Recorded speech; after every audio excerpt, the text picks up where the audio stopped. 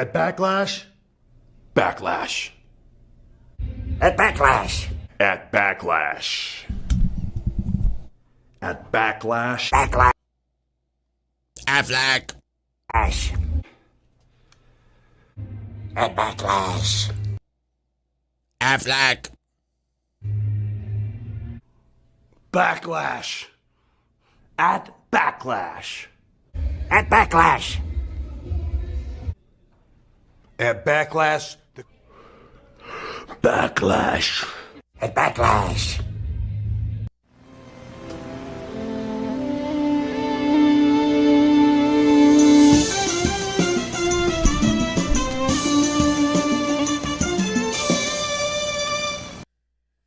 Do you remember my days back in the Minority Report days doing the Affleck duck? Affleck. Every time we used to watch those promos for Backlash, I would always think of Affleck. Affleck. You guys remember this?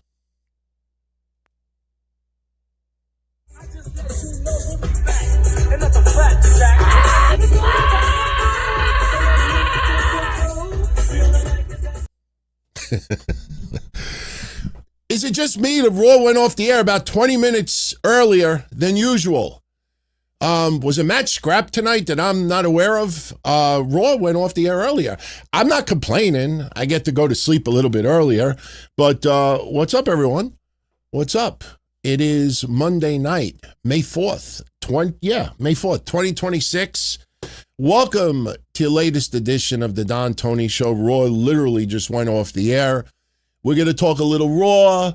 We're going to get into Backlash predictions, get into some news, and a few other things. If you didn't check out yesterday's sit down, absolutely check it out.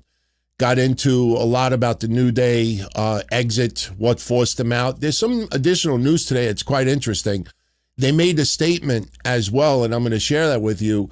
But everything we talked about yesterday was solidified today. Right down to the John Cena stuff with Tampa. So we'll talk about John Cena's announcement. I'm not sure if it's going to be Club WWE because it's been like thrown in our face so much. When we get into predictions and we get the Danhausen's match, we'll look at the WWE roster and we'll try to figure out who could be a surprise opponent. Surprise tag team partner. I just hope it's not a celebrity because, you got to keep that thought in the back of your mind these days. Could it be a celebrity? Not out of the question. Could it be ISO Schmuck? I don't think so, but anything is possible. First and foremost, I want to give a shout out to Sean Irish, 6173. Welcome to the family, my friend. If you want to join the family here, you know what to do. So I hope everybody's doing good. Obviously, we're about 2.5 days removed from the shocking discovery that New Day have quit WWE. With all due respect, I mean, I appreciate people who, have strong opinions about stuff that we see on television, but, or even in the news. But when I see nonsense like this, I know you're desperate for attention and hits, but to try to insinuate that Hall and Nash, this is like the second birth of Hall and Nash, the Impact from 1996. Are you fucking kidding me? I mean, this is not even remotely the same. It's two guys that were told you need to take a pay cut or we're going to cut you loose. And they said, no problem, cut us loose. That's what it is. All right, this is not, NWO in any way, shape or form. Ridiculous. But, listen, it's still a big story. And, I'm not a fan of TKO. We're kind of numb. See, that's the thing. We're kind of numb about Mark Shapiro. We're kind of numb about Ari Emanuel because we've been talking about these schmucks for over 2 years.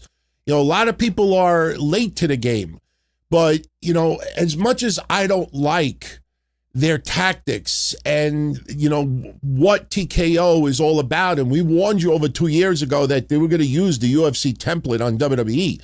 They're going to try to do as much as they can, with as little as they can.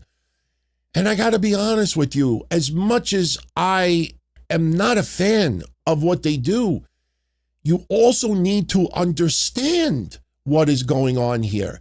And I'm literally watching the usual suspects in the wrestling media world that are repeating what nonsense we saw in the pandemic. I mean, you have Mike Johnson of PW Insider that broke something today, or I should say put an exclamation point on something today that we talked about yesterday. You might remember a couple of weeks ago, I said that WWE restructured Roman Reigns' contract and they may be restructuring others. I had no idea it was going to come to this. I don't want anybody to think, yeah, I knew, I just didn't say anything. I had no idea. But the thing is, you know, this is a publicly traded company. This is billions upon billions of dollars. And the problem, and I'm not trying to be a jerk here, but the problem you all need to realize is that a lot of people in the wrestling media world, this is their life. This is their job. Most of them didn't go to college. I dropped out of college too, so I'm no better. But most of them never worked in corporate America. None of them ever bought a stock. You know, they don't understand what the deal is. And when the pandemic hit and people are gushing, and this is not a knock on Tony Khan, but people are gushing. You see, Tony Khan doesn't release anybody during the pandemic. AEW is not a publicly traded company. If Tony Khan was in AEW was a publicly traded company and they made that statement, you see how many investors would have sold that stock, because investors want to see the most amount of money made with the least amount of expenditure involved. That is the business world. And when you saw WWE releasing 100 wrestlers during a pandemic, how could you release all these wrestlers? You're making record profits. And that caught on. That went viral. You had heroes in the wrestling media world. Yeah, you tell them. And meanwhile, all the investors are laughing. It's like, no wonder why you have to go on YouTube. No wonder why, if you're a female, you might have to show your tits or sit in the bathtub with rubber duckies hoping to get some extra Twitch income. No wonder why you got to do what you do, and meanwhile, we do what we do. Because they just don't understand the business world. So now, we're getting it again. We're getting the wrestling media and the economic website saying, while WWE and TKO are telling wrestlers that you need to take a 50% pay cut, Ari Emanuel's income went from $18 million to $67 million. Yeah, it fucked up. But I guarantee you we would all love to be Ari Emanuel, for being honest. Mark Shapiro, while WWE and TKO are telling wrestlers, and I don't know the person that Mike Johnson was teasing, but someone told me a very interesting name tonight that could have been one of them. I don't know if I should say it, just hearsay, but maybe I'll say it a little bit. But while WWE and TKO are telling numerous wrestlers you need to take a pay cut, otherwise you're gone, Mark Shapiro's salary went from $32 million to $43 million. And Nick Khan, his income went from $6 million to $24 million. You add up those three individuals make almost $110 million. And you have this weird element of the IWC and the wrestling media, like going after them like they're, welcome to the world of millionaires and billionaires. Welcome to publicly traded companies. Welcome to corporate America. It sucks. None of us are in that world, but you need to understand it. If you don't understand it, you get these people online that almost look like they want to run these executives over with a bus because of all, look, they're cutting payroll, they're doing this, they're doing that. Evil motherfuckers, but yet they're tripling their salaries. Yeah, that's what happens. Welcome to corporate America. That's what they do. That's what they do. That's what they do. What are we going to do about it, guys? There's nothing we could do about it. You know, if you're that upset, don't give them money. Don't invest in their product. Don't buy tickets. Don't buy merchandise. Don't subscribe to the streaming platforms. Find cheaper ways to get out of it. Buy a bootleg shirt. You know, literally, like you do a podcast. Hey, look, everybody, I paid $55 for this WWE shirt. Go on fucking fakeindianshirts.com and fucking buy one for $8. You know, and wear that. Who's going to know the difference? Why? Because the WWE logo is not behind your neck. You know, don't give them money. You know, you see John Cena now. We talked about it yesterday. You see John Cena now advertise for Backlash. And he's going to make this historic announcement. Now, that could backfire because we always remember Dixie Carter would make these historic announcements about TNA and it would be something dopey and regional. Tony Khan, very early in the AEW days, teased the historic announcement. And it was like they were going to do an event in Jacksonville. And like 99% of the world's like, I don't give a shit about that. That's not an historic announcement. He never did that again. But you think like, what is this historic announcement? It's Club WWE? Or are they going to announce they're going to Wembley? Whether it's WrestleMania or something else, like historic has to be massive that applies to the whole WWE universe. And why is this being done too? To try to increase ticket sales. I told you all yesterday that I was going to share a screen today. And this is not easy to do because this is live right now.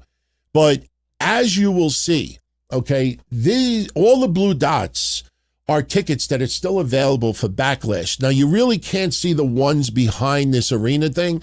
And if I zoom in a little bit more, the blue dots disappear. So I don't want to zoom in, but there's a lot of blue dots on the bottom of this that you can't see. But when you start seeing all of these, look at all these tickets here. These are all front row tickets. You look over here, you look over here. These are front row tickets ringside. And then you say to yourself, okay, let me just out of curiosity click on one of these tickets. Look at this. This is not even an on-location package. This is $4,500 to sit in that seat. You go over here. Look at this ticket over here. This is $1,880, and it's not even good. It's in a corner. You go over here, which is the other side of the ring, $4,489. This is fucking Backlash. It's 5 matches. It's 5 matches, and this is what they're trying to command. You look all the way up here in the boondocks. Even the tickets all the way up here, $1,900. Look at this one this one seat all the way up here, $756. You can't go any further back unless you want to stand on the ceiling. This is what they're trying to command for Backlash. And look at all of those blue dots. This is not WrestleMania fatigue, my friends. This is not WrestleMania fatigue, because I don't know how many people in Tampa, Florida decided, yeah, I'm going to go to Vegas. I'm going to drop insane amounts of money and go to WrestleMania, go to SmackDown, go to Raw, go to Hall of Fame and this and that. And now WWE is bringing Backlash to Tampa. How many people in Tampa do you really think went to WrestleMania Vegas? Handful? So when you see that WWE's coming to an entirely different state with Roman Reigns being advertised, with Seth Rollins being advertised, Braun Breaker, you know, these are big names. And the building has that many seats available. If John Cena was going to be there all along, you would have announced John Cena 2 weeks ago, 3 weeks ago, not 5 days before. What they're trying to do is get that last minute surge of people. And if you think that is ridiculous, take a look at this. I decided to look at On Location to see if they dropped the prices at all. Look at these prices, these packages, if you want to go to Backlash. It's not even front row. $7,800. You sit ringside, you take a picture with the ring, you get to shake the hand with Trick Williams and Danhausen and Asuka and Jacob Fatu, and even the Elite package, which brings you front row. They won't even tell you the price online, but if you go on some places that actually emailed them, $15,000. You know, what happened to 25% off, 30% off? That's bullshit. Every year WWE does WrestleMania discounts. People acted this year like they never did that shit before. So this is how you start to shake things up. I watch a amateur YouTube channel called Cord Cutters with Luke, I think his name is. But he's really good at what he does, and he has his own company. And he was talking today about ESPN, and that ESPN is losing lots of subscribers, with the unlimited. And what they're trying to do, just so you guys know, they just inked like the NFL network deal or something like that. And with it came like 50 million subscribers or something like that, or whoever was subscribed to the network. And now what's happening is that all of the NFL content is put behind a paywall. So people will have to pay as much as $300 a year to watch NFL programming on ESPN. So this is how, with WWE, you start to really affect them. The problem is, my friends, what do you think is going to happen? We talked about this yesterday. If it starts to affect their revenue, they might release more people. If they don't release more people, what does that mean? Mark Shapiro only gets 35 million next year instead of 45 million. There's nothing that we can do that is going to really make an effect where things will change. But you can make their hair a little bit grayer. You know, force Nick Khan to use a little bit of Just for Men. Fuck these people. Don't give them the money and the revenue that allows them to get balls the size of grapefruits and do what they're doing. All right? They'll still do it. But at least we make it a little bit harder for them. And unfortunately, my friends, the day that they sell WWE to Saudi Arabia, that's it. That is it. You're dealing with a country, you look at Riyadh season.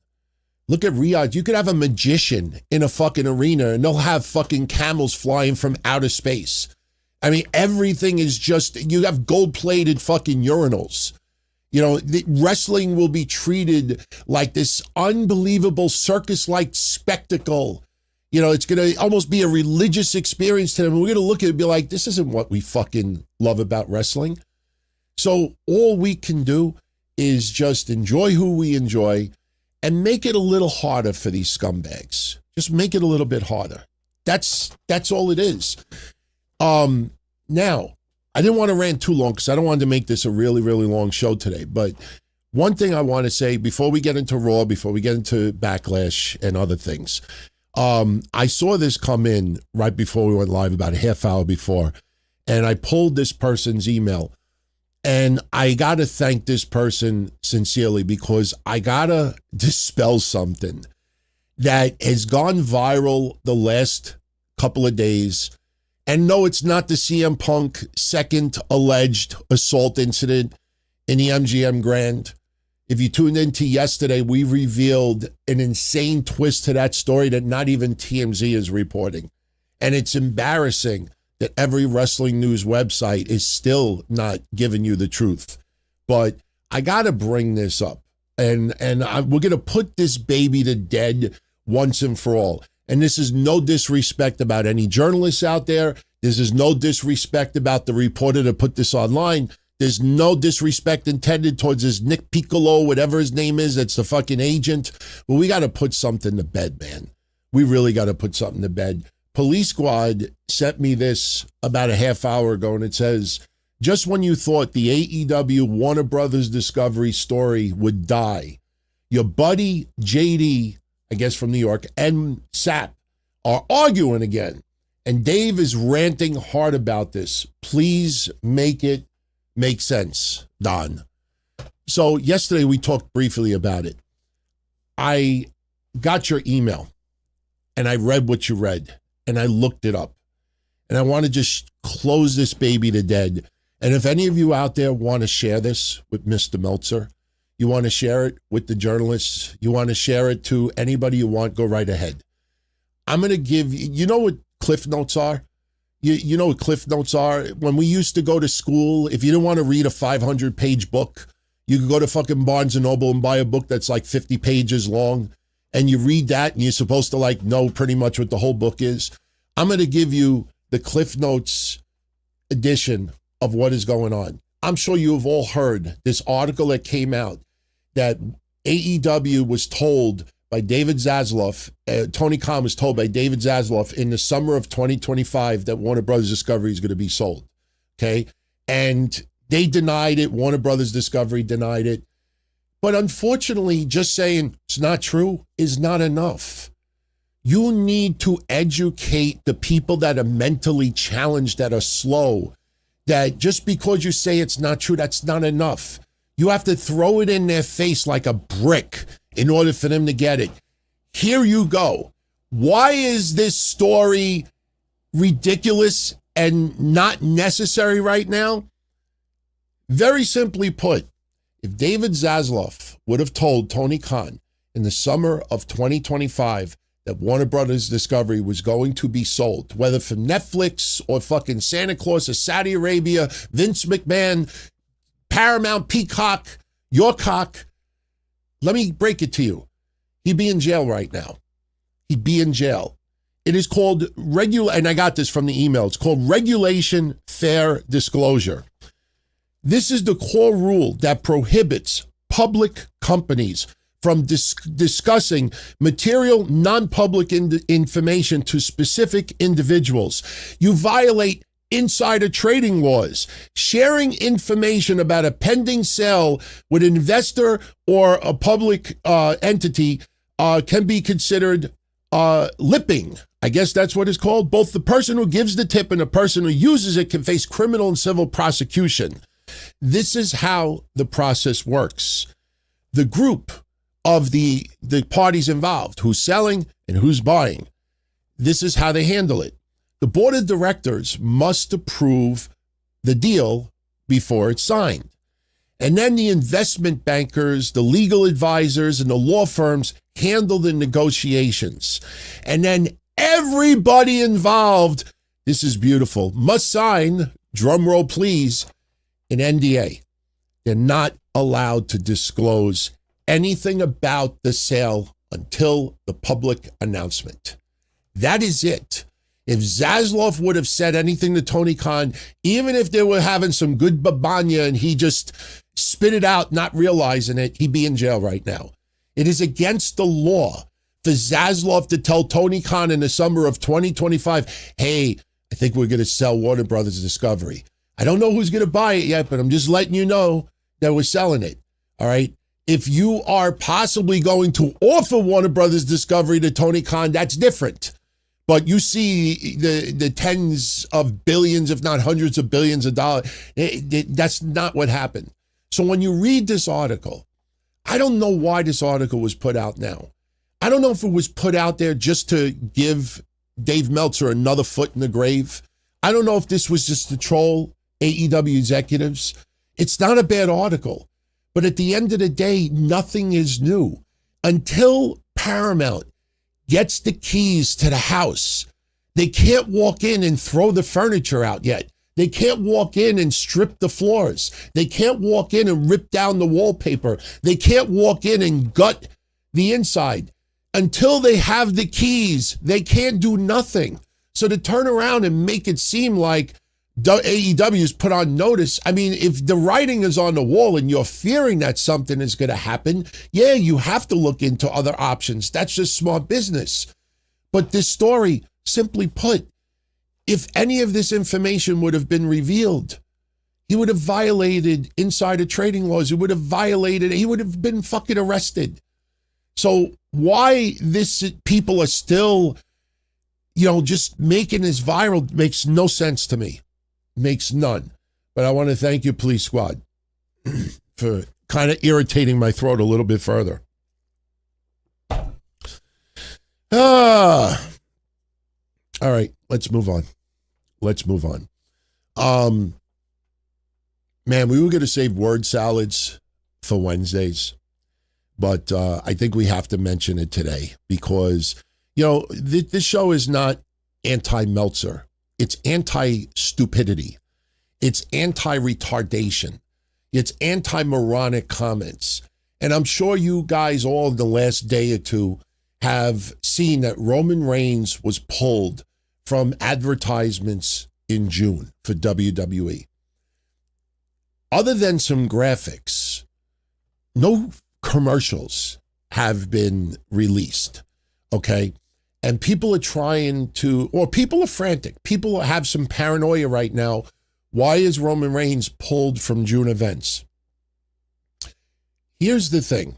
No one knows exactly what is going on. All right. This was Roman Reigns' original schedule in June. June 1st in Turin. June 8th in Paris, France. June 15th in Baltimore. June 22nd in London. Now, you also factor into that Night of Champions. Night of Champions follows this tour. And basically the mindset is people are trying to figure out why would he be pulled from June? For all we know, the motherfucker could be filming a movie. Seriously, we don't know exactly the deal. We don't know if they've just manipulated the ads and they're waiting for making announcements. Maybe they want to make it a little bit more of a surprise, spur of the moment. I don't know. But here is where bullshit sets in. All right. This story is being reported by almost everyone except for the good journalists out there.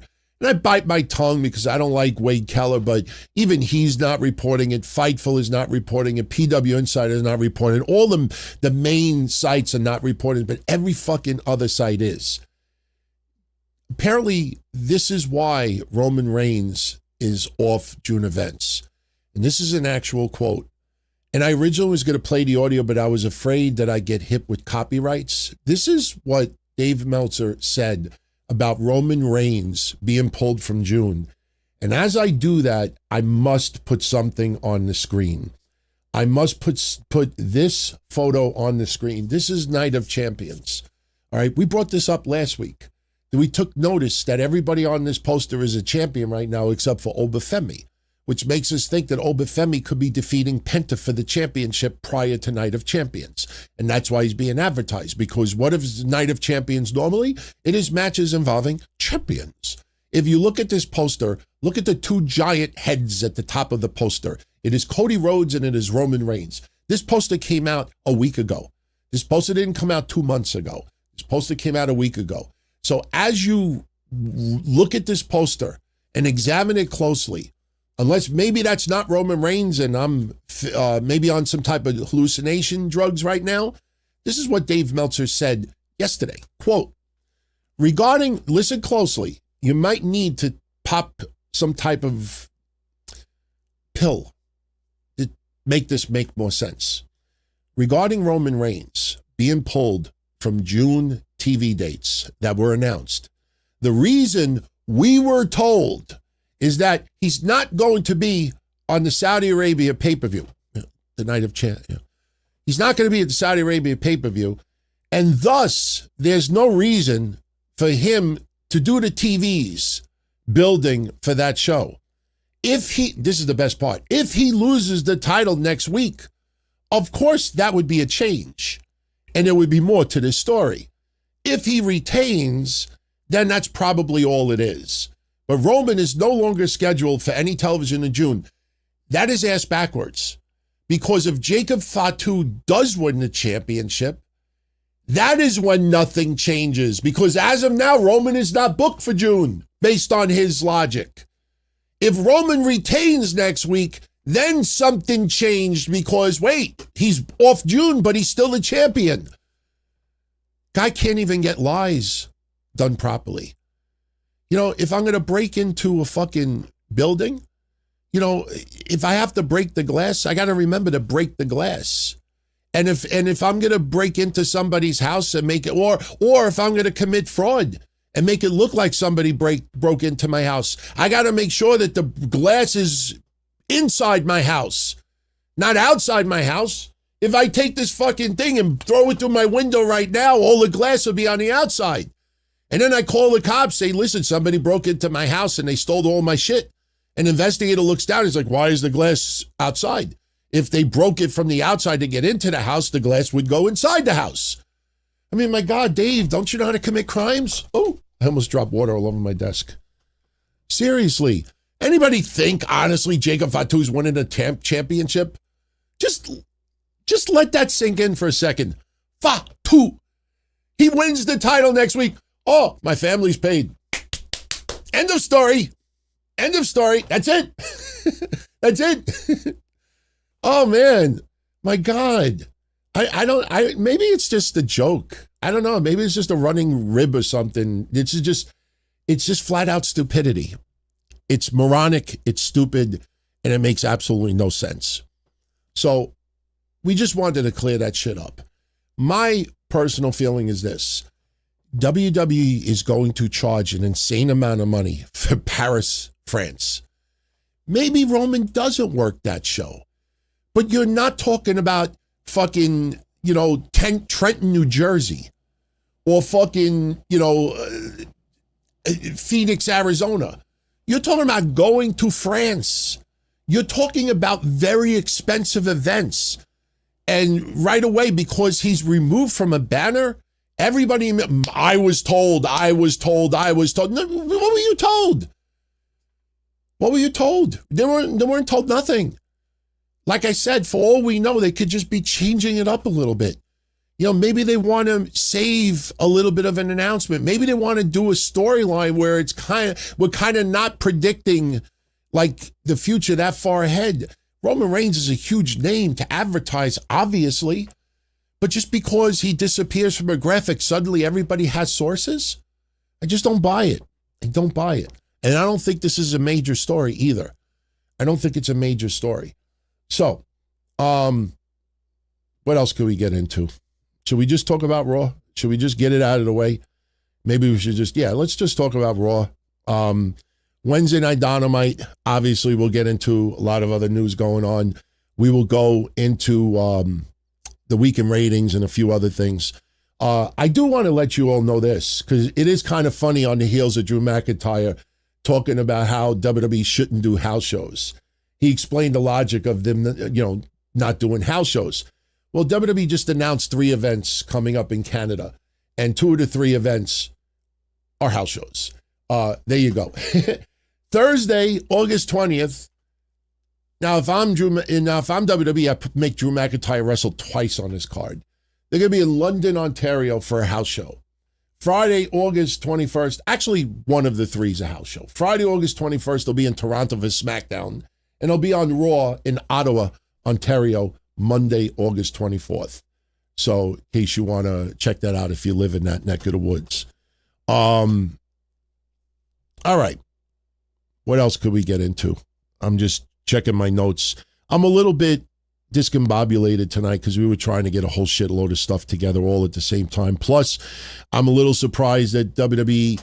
Oh, let's talk about the New Day really quickly. Yesterday, we got into a boatload about the New Day being let go. They have since issued statements. And I think they're very telling, especially a line that Kofi Kingston said that everybody is focused on.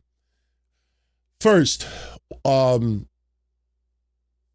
Xavier Woods, let me read his statement. Quote, for the past 16 years, WWE has been my home. It's where I grew up, found myself, failed, learned, and got to live out things the younger version of me could have only dreamt about. When I first walked into Florida Championship Wrestling, I just wanted a chance to prove I belonged and to bring something different to professional wrestling. That chance became a life full of moments I'll carry with me forever. WrestleMania, championships, King of the Ring, arenas around the world, and the gift of connecting with all of you by being myself. The New Day gave me a bond with Kofi and Big E that I'll cherish for life. You believed in us even when our ideas were wild, and because of that, we got to show people that being unapologetically yourself is a strength. Up, up, down, down became another piece of that same mission, a place of joy, friendship, and humanity. I'm so thankful to everyone, past and present, who helped build it brick by brick, to the locker room, producers, trainers, crew, camera teams, ring crew, everyone behind the scenes in the props department. Thank you. WWE has the most special and hardest working props department that you'll ever find. Love you guys, and none of this happens without you. And to everyone who's been a part of this role and this ride, thank you for believing in me. Thank you for letting me be Xavier Woods. Thank you for giving me the confidence to walk away as Austin Creed. That is Xavier Woods' official statement. Now, Kofi's statement, very interesting as well. Quote, "It's taken me 2 full days to respond to all my texts. I have not been on social media until today. And I'm overwhelmed by all the messages here too. So much love, so I can't help but to be filled with gratitude. My story has been nothing short of remarkable, and I'm truly blessed to have such an illustrious, accolade-laden, and most importantly, fun-filled career. I made my childhood dream become the most important, wonderful reality. Throughout this journey, I'm so thankful to have been surrounded by great friends and to have built so many unbreakable connections with people that I'm very proud to call my family. Most people go through life without ever experiencing a love like I have for Xavier Woods and Big E. That bond alone would have made this whole experience worth it. There are far too many people to mention by name here, but to everyone who has supported me, guided me, helped me, taught me, cheered for me, praised me, stood up for me, and even rooted against me, thank you. I appreciate you more than words can say. My main mission has always been a simple one: to provide a comfortable life filled with heartwarming memories for my family. And largely, in part, to all of you, I can proudly say that I have achieved that goal and more. This wasn't supposed to be a novel, so let me wind this down with some advice. This is the part. Do your best to live a life without regrets. Control what you can control. Always give it your all and fight hard for whatever you believe in. Do not ever compromise or accept less than your due when it comes to your worth. Find the courage to believe in yourself and fearlessly pursue your goals and dreams, because anything is possible. That kid that was too small, too short, too skinny, too scrawny was never supposed to make it in the land of the giants. Yet here we are. And so as the sun sets on one chapter, so too must it rise in another. Tomorrow is indeed a new day. And that's Kofi's statement. Very poignantly written. Do not compromise. Do not take less than what you're worth. Obviously, some people didn't take that advice because, as I said earlier, Mike Johnson broke a story saying that some people in the WWE have accepted 50% pay cuts. Now, I obviously snooping around trying to figure out who. One very interesting name that was brought up was Grayson Waller. I don't know if that's the case. Someone else told me Rey Mysterio. Somebody told me LA Knight.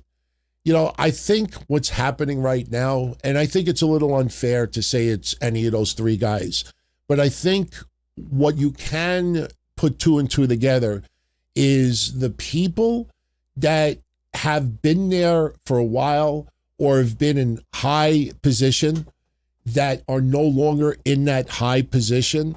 That is the people I think TKO is targeting.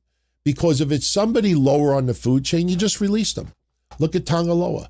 Look at JC Mateo. As we said yesterday, TKO didn't play Don Corleone with them.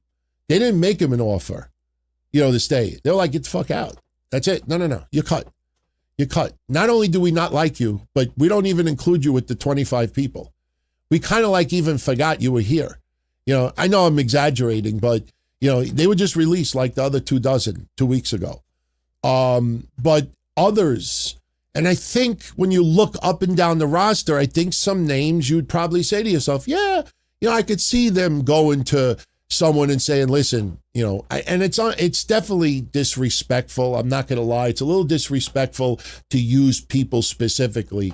But if we're just throwing a name out there, it's like, hey, Ray, listen, you got to take a pay cut. We're already giving you an insane amount of money. You take half, you stay. Otherwise, we got to let you go. I'm just using it as an example. I'm not saying that it's him, but you could look at some names and say to yourself, yeah, I could see it being that person. I could see it being that person. Some people that are not making all that much, I don't think those are the people that they're really concerned about. But this is a big deal because, the New Day obviously sent a message that, we're not going to settle for less. But there's something else that I was thinking about after we did the show yesterday. Two things. And one, I actually responded in a comment earlier from someone that posted a comment on YouTube. The first thing is TKO does not have to rip the soul out of WWE to have successful business. Yeah, shit is expensive. But you look at the World Cup, for example. World Cup, they're taking advantage of regular people that just want to enjoy, the event. You're paying $150 just to ride a train. You're paying $100 just to park a car. And it's not even including tickets. All right, you look at basketball, you look at baseball, you look at any events out there, you look at concerts. Everything is insanely overpriced like WrestleMania 42. Everything is insanely overpriced like the tickets we were just showing at Backlash. TKO and WWE is doing nothing different that the World Cup is doing or any other concert, any other sporting event is doing. All right, so this is not if they weren't, it'd be the abnormality. But the difference is, the reason why people aren't so scathingly angry about Taylor Swift concerts or World Cups or anything is because people aren't being douchey along with it. People aren't being douchey. And I'll give you a good example of it right now. I mentioned this yesterday. I didn't have the video yesterday, but now I have the video. In the midst of everything going on with the New Day being told, take a 50% pay cut, otherwise we're going to let you go. And they're like, fine, we'll see you later. All right. They pulled a Naomi and a Sasha, if you really think about it. TKO.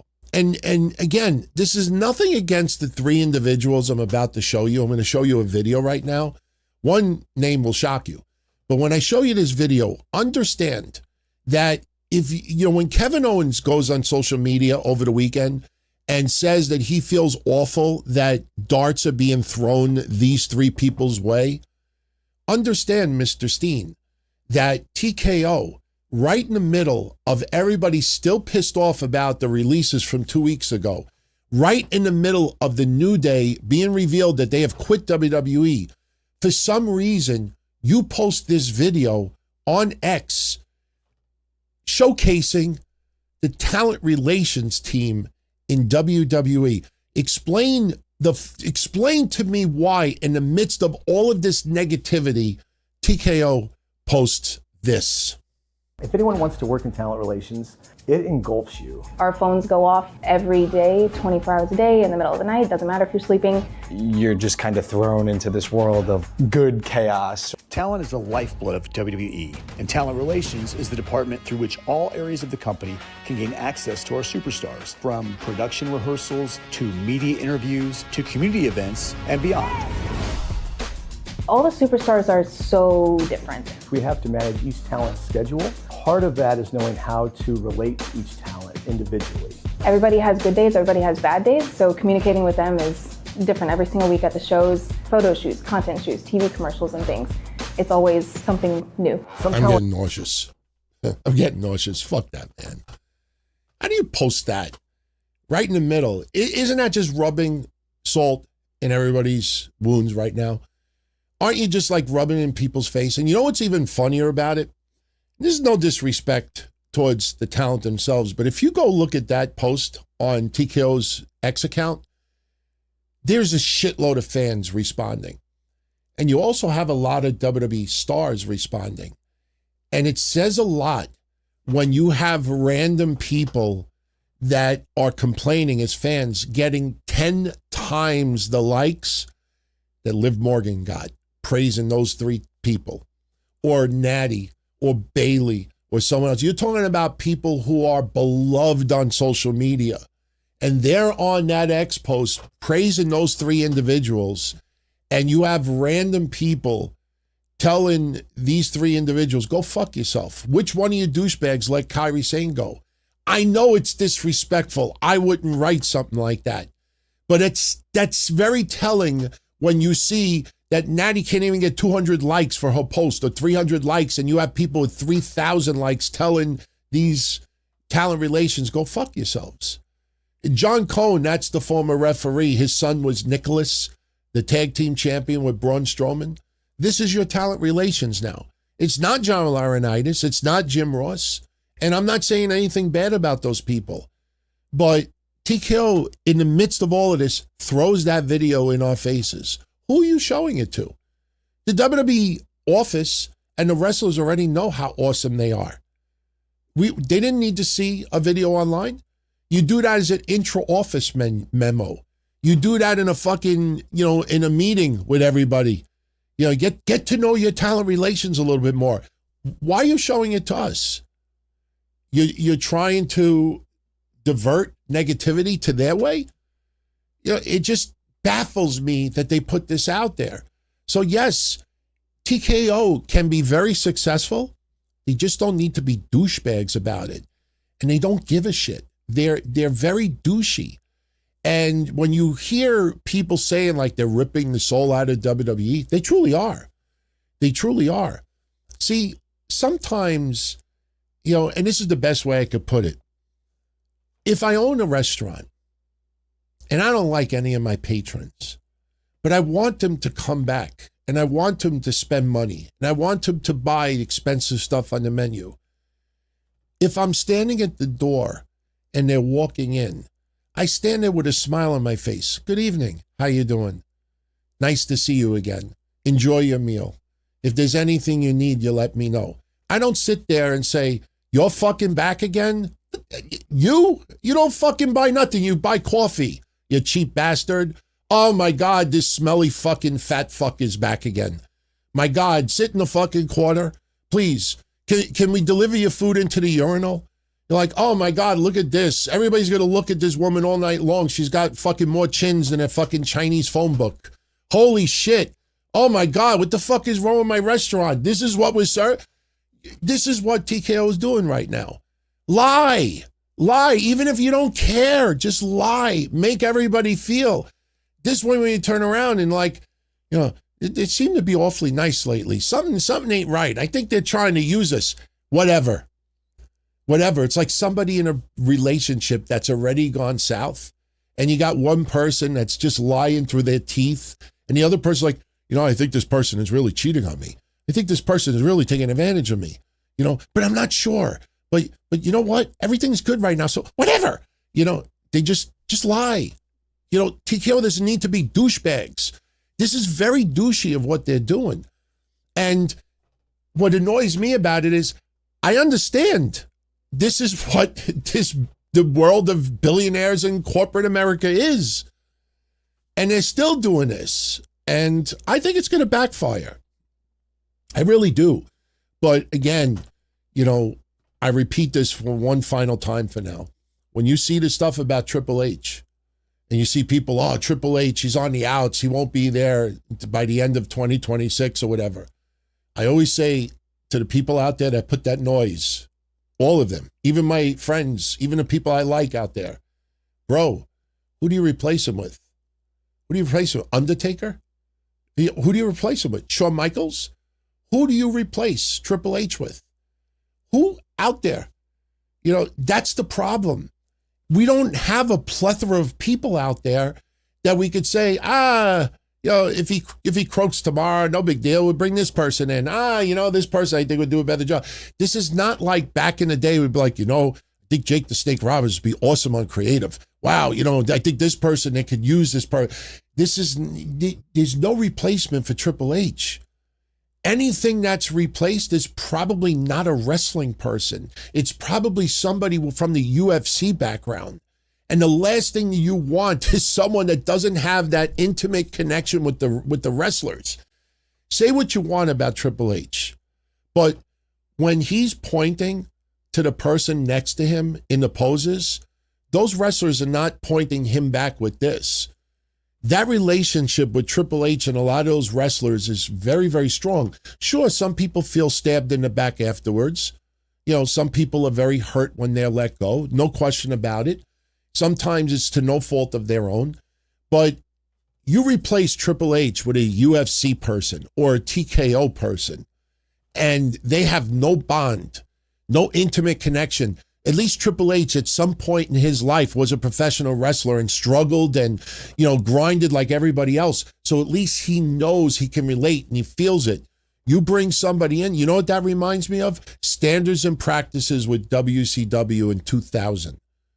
All right. I lived through the Monday Night Wars and I watched in real time what was changing in WCW and with Standards and Practices. And you realize that when it was no longer about Ted Turner, it was about these corporate people. You think even when Ric Flair used to talk about Jim Herd and others, you want a Jim Herd you want somebody from fucking Pizza Hut or Taco Bell working in as the head of talent and create.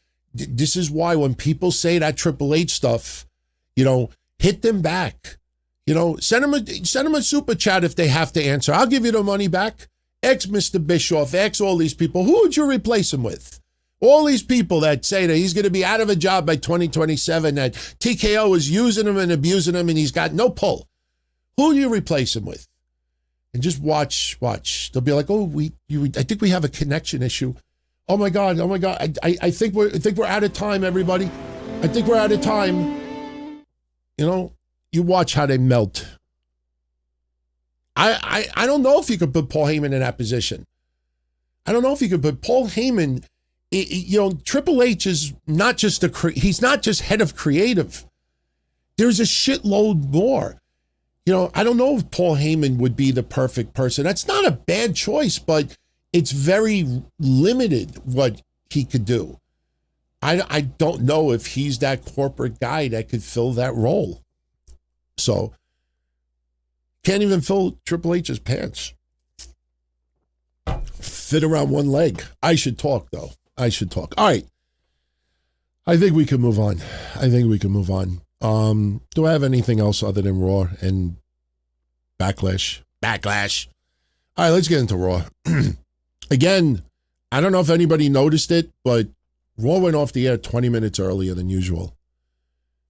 It was just very strange today. And no, I don't think it's getting to the point now like, look, they're even fucking cutting Raw half hour early, because that was another set of commercials that they could have aired.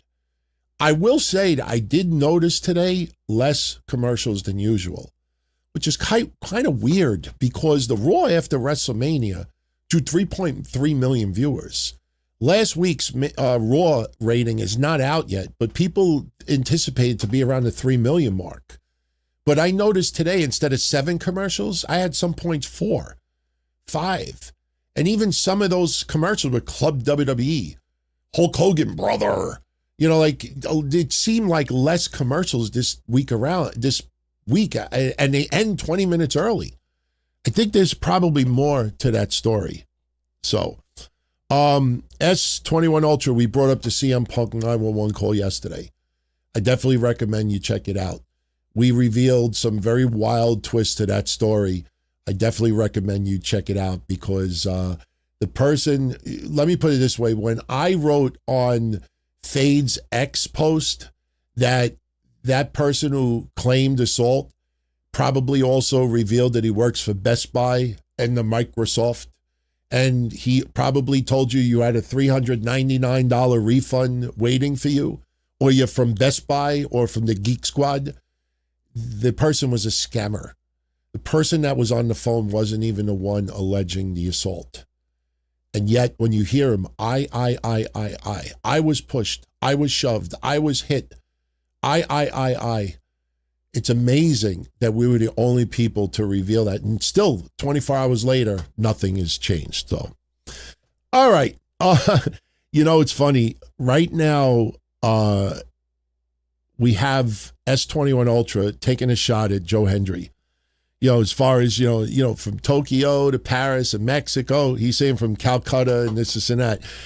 I was thinking about Kevin Castle tonight because Kevin Castle was not a fan of Joe Hendry. And when Joe Hendry came out to have the match with Austin Theory, I was thinking about my co-host because we used to talk about Joe Hendry and he's like, this fucking guy sucks. He's like, I hope they don't bring him to WWE. At the time, he was still in TNA, doing a little NXT stuff as well. And I was thinking of all the satirical songs we've done in the past. And if Kev was still with us, I would have definitely treated him tonight to one of my, classic songs, because I just immediately thought of the lyrics. Like if this was dedicated to Kev, and I may still actually do this, because I do have the instrumental, the Joe Hendry song, and I was going to make a satire and tribute to Kev since he hates Joe Hendry, and I was going to make something that says, I get skeeved at Joe Hendry. They love him in Paris and Tokyo, but me, I run to the toilet bowl. I get skeeved at Joe Hendry. I get skeeved at Joe Hendry. Everyone, they love him in Paris to Tokyo, but me, I run to the toilet bowl. I get skeeved with Joe Hendry. Should I do it? Should I make it? Do a full song? We'll have the music in the background, I get skeeved at Joe Hendry. I like the guy. He's all right. I don't have any problem with him, but all right. Let's talk a little bit about Raw. All right, Raw today, Omaha, Nebraska. And another week gone by and another talking segment with Roman Reigns. I don't know if Roman's going to wrestle it all on Raw this year. I mean, it's nice to have him. Just think about this. He's been on Raw, I think, 8 out of the last 9 weeks and has not had one match. And I get it. World champion shouldn't normally have a match. But look at Cody Rhodes. Cody Rhodes fought Ricky Saints last week. Great match. Is Roman's return is simply just the fight with Fatus, the fight with family? Is this kind of like the Samoan version of Paige's book, Fighting with My Family? I mean, who else do you feel is on the horizon? I know everybody says Obafemi. I believe in Obafemi. No, that's not going to be probably till WrestleMania. You're not doing that anytime soon.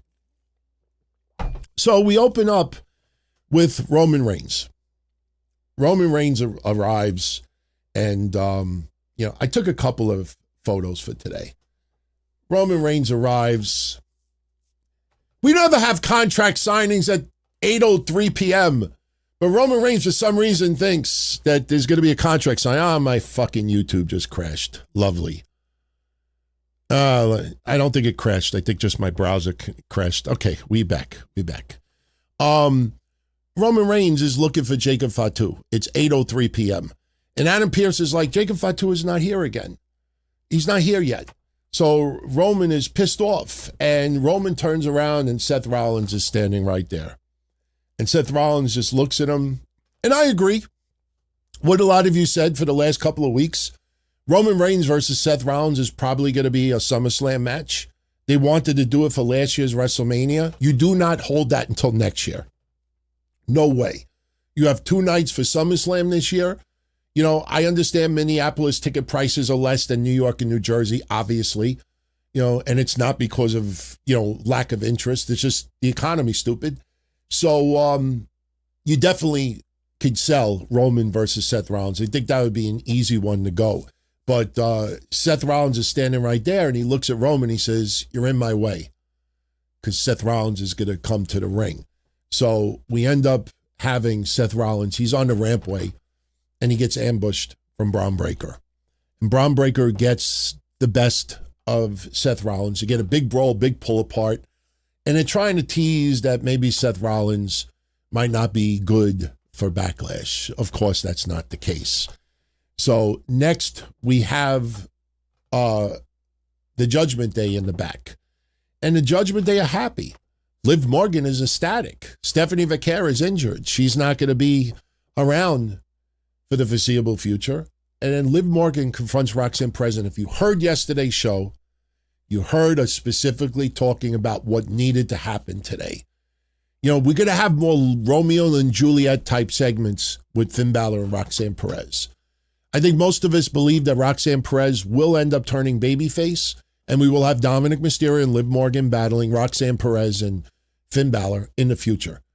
It's kind of like, you know, instead of Rhea Ripley and Damian Priest, now it'll be Finn Balor and Roxanne Perez. I think Roxanne Perez and Liv Morgan, size for size, I think that would actually be a feud people would enjoy. For some reason, WWE absolutely has turned against the idea of Raquel Rodriguez fighting Liv Morgan. I don't know why, but they're more focused on Roxanne Perez versus Liv Morgan. So what we said yesterday on the sit down is Liv cannot act like she didn't know what happened last week. This is not GTV from the back in the day, that things happen and the wrestlers have no idea or the cameramen don't say nothing. I said Liv has to confront Roxanne Perez and say, I saw on TV what happened last week, and that's exactly what happened. Liv Morgan goes up to Roxanne Perez and says, why didn't you tell me that Finn was in the locker room last week? And Roxanne's like, I told him, to get out of the locker room. And, I'm loyal to Judgment Day. You don't have to worry about me.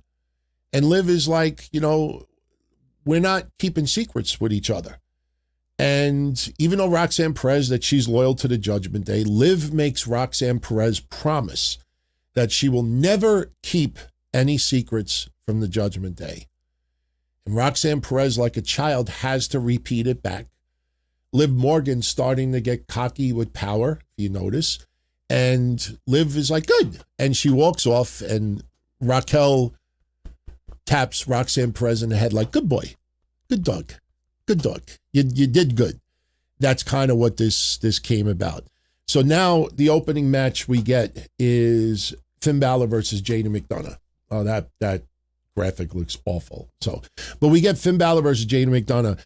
And listen, I told you guys before even WrestleMania that Jada McDonough and Finn Balor want to work a extended program against each other. And this is now like the second or third match they're already having. And this match was excellent again. These two guys absolutely love tearing it up. There was a very stupid moment, though. At one point in the match, Dominic is sitting at ringside, just taking it all in, at some points trying to interfere, doing what Dominic does. And then Roxanne Perez walks down the rampway.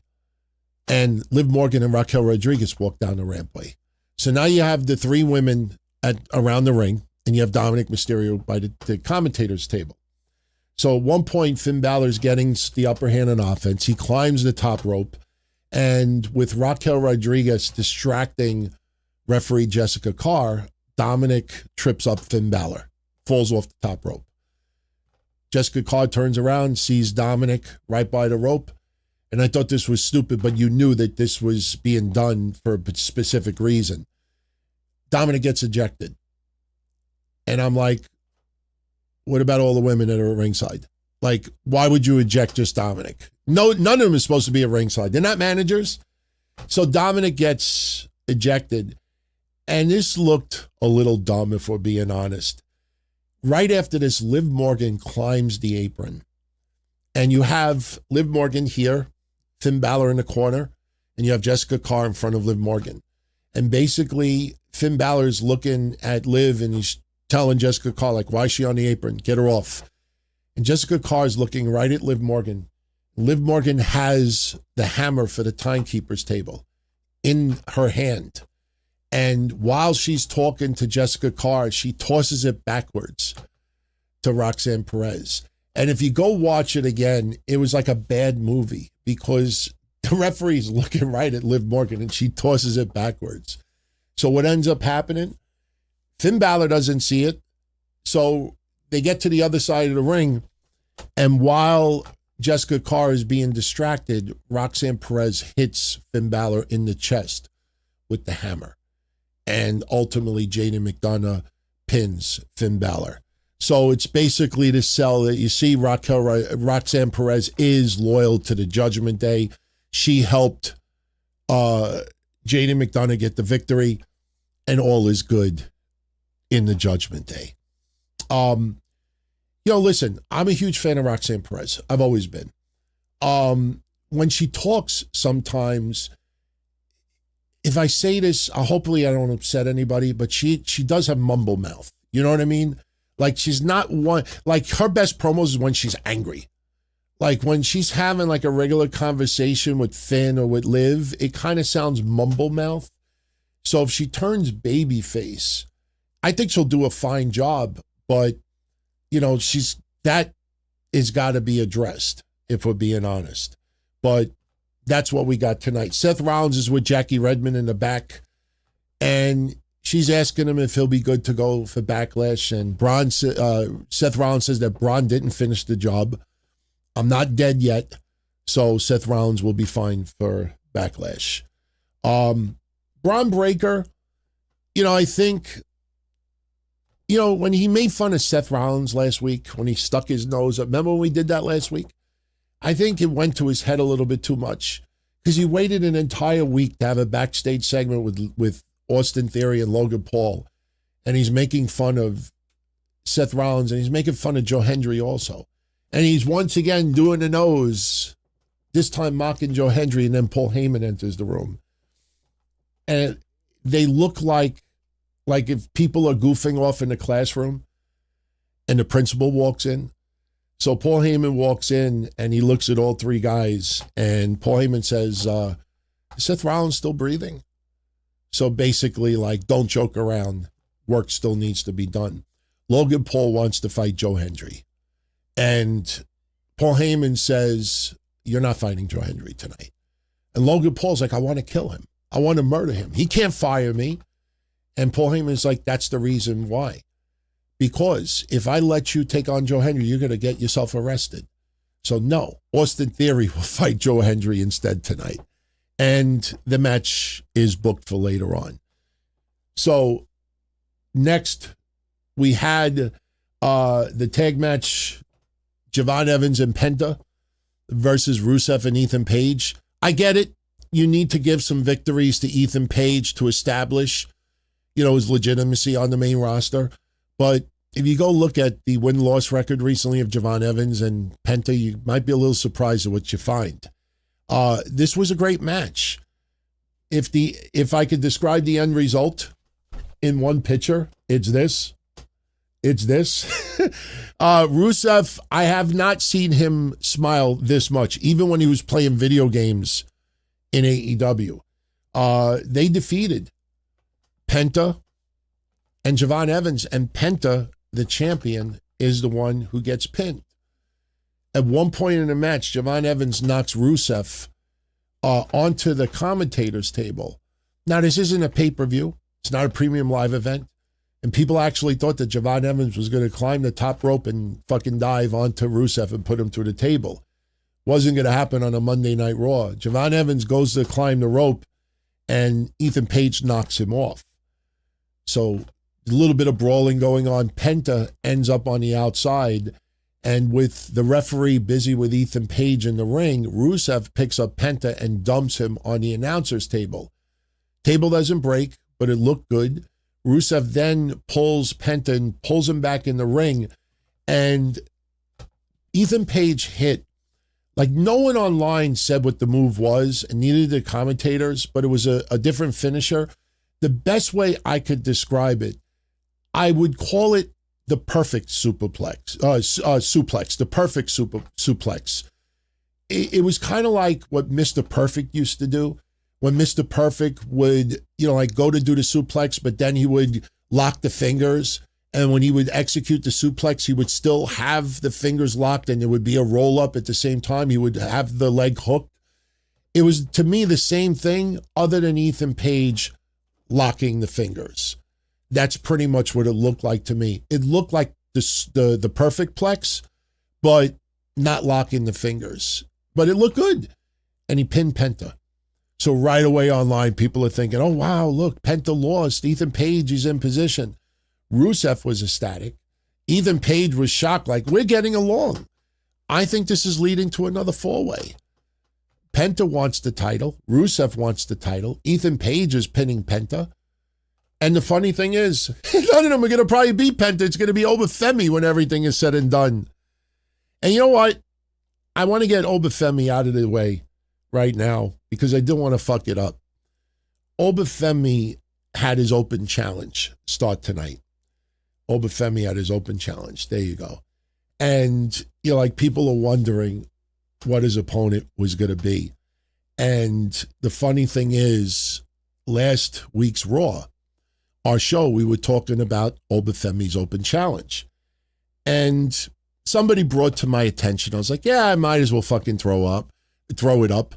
This was a clip from last week's show discussing Obafemi's open challenge.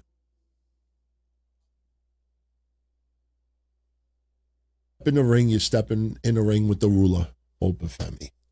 The crowd is going nuts. So who steps up? I don't know. Otis. You know what I mean? Like, we'll probably have a couple of big boys step up. Yeah. Otis. I don't know. You know, why are you still talking? Get off of my screen. God. A little annoying. Otis. Last week, we said he's going to have big boys come out first. Sheamus will be one, obviously. But last week, we said who's going to be the first? Otis. So what happens? Obafemi comes out there. The Woolah! Who's going to take the open challenge? And Alpha Academy's music hits. And I'm like, oh, my God. Oh, my God. It's that fucking predictable. And they're trying to tease that Tozawa's got balls. Tozawa's going to accept the open challenge. Nah. Just try to pull a little swerve. You get Otis. And the match was good. Fall from grace from the middle rope. Oba kind of flexing his strength on Otis. They fought in NXT before. Obafemi gets the win. Again, so too predictable, in my honest opinion. But the reason why I shared that first is because Maxine Dupree came out with them again.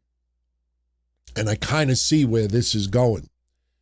In case you missed it, earlier, right, probably 15, 20 minutes earlier, Sol Ruca is going to hit the ring and sign a contract. And they showed next, Sol Ruca is going to be out there with Adam Pearce signing a contract. And as I'm looking at this photo, and I noticed no one online took notice of it, but if my computer, it is working. Let's look in the background. Gee, look at that. Look at that. There is Austin Theory once again talking to Maxine Dupree. I mean, if he's hitting on her, he's fucking awful at it because he's been talking to her for like 7 weeks in a row. By now, I would think that you probably have a phone number and text her or something. But they're in the back. They're having another conversation. This is obviously going to lead to something.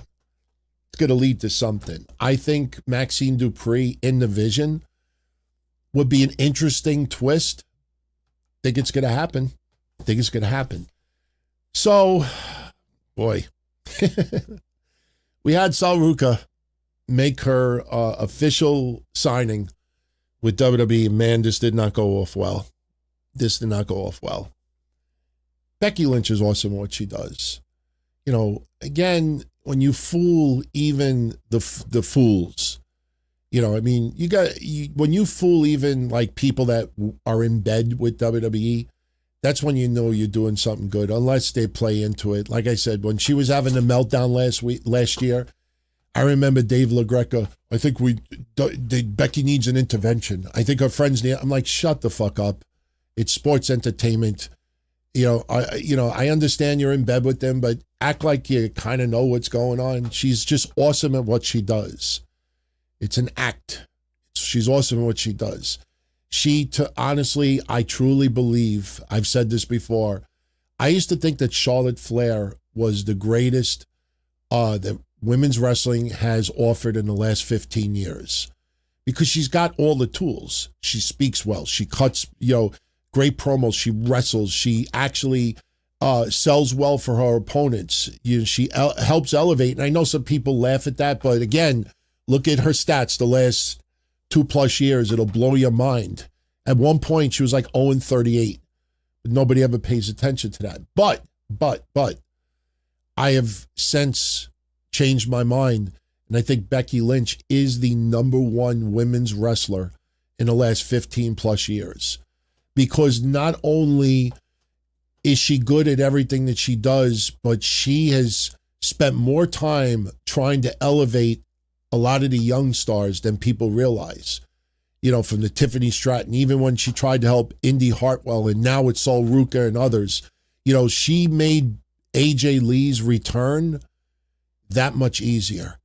You know, and yeah, suspension of disbelief. We're supposed to think that Becky Lynch and AJ Lee absolutely despise each other. Fact of the matter is, Becky Lynch has helped everyone that she has come in contact with.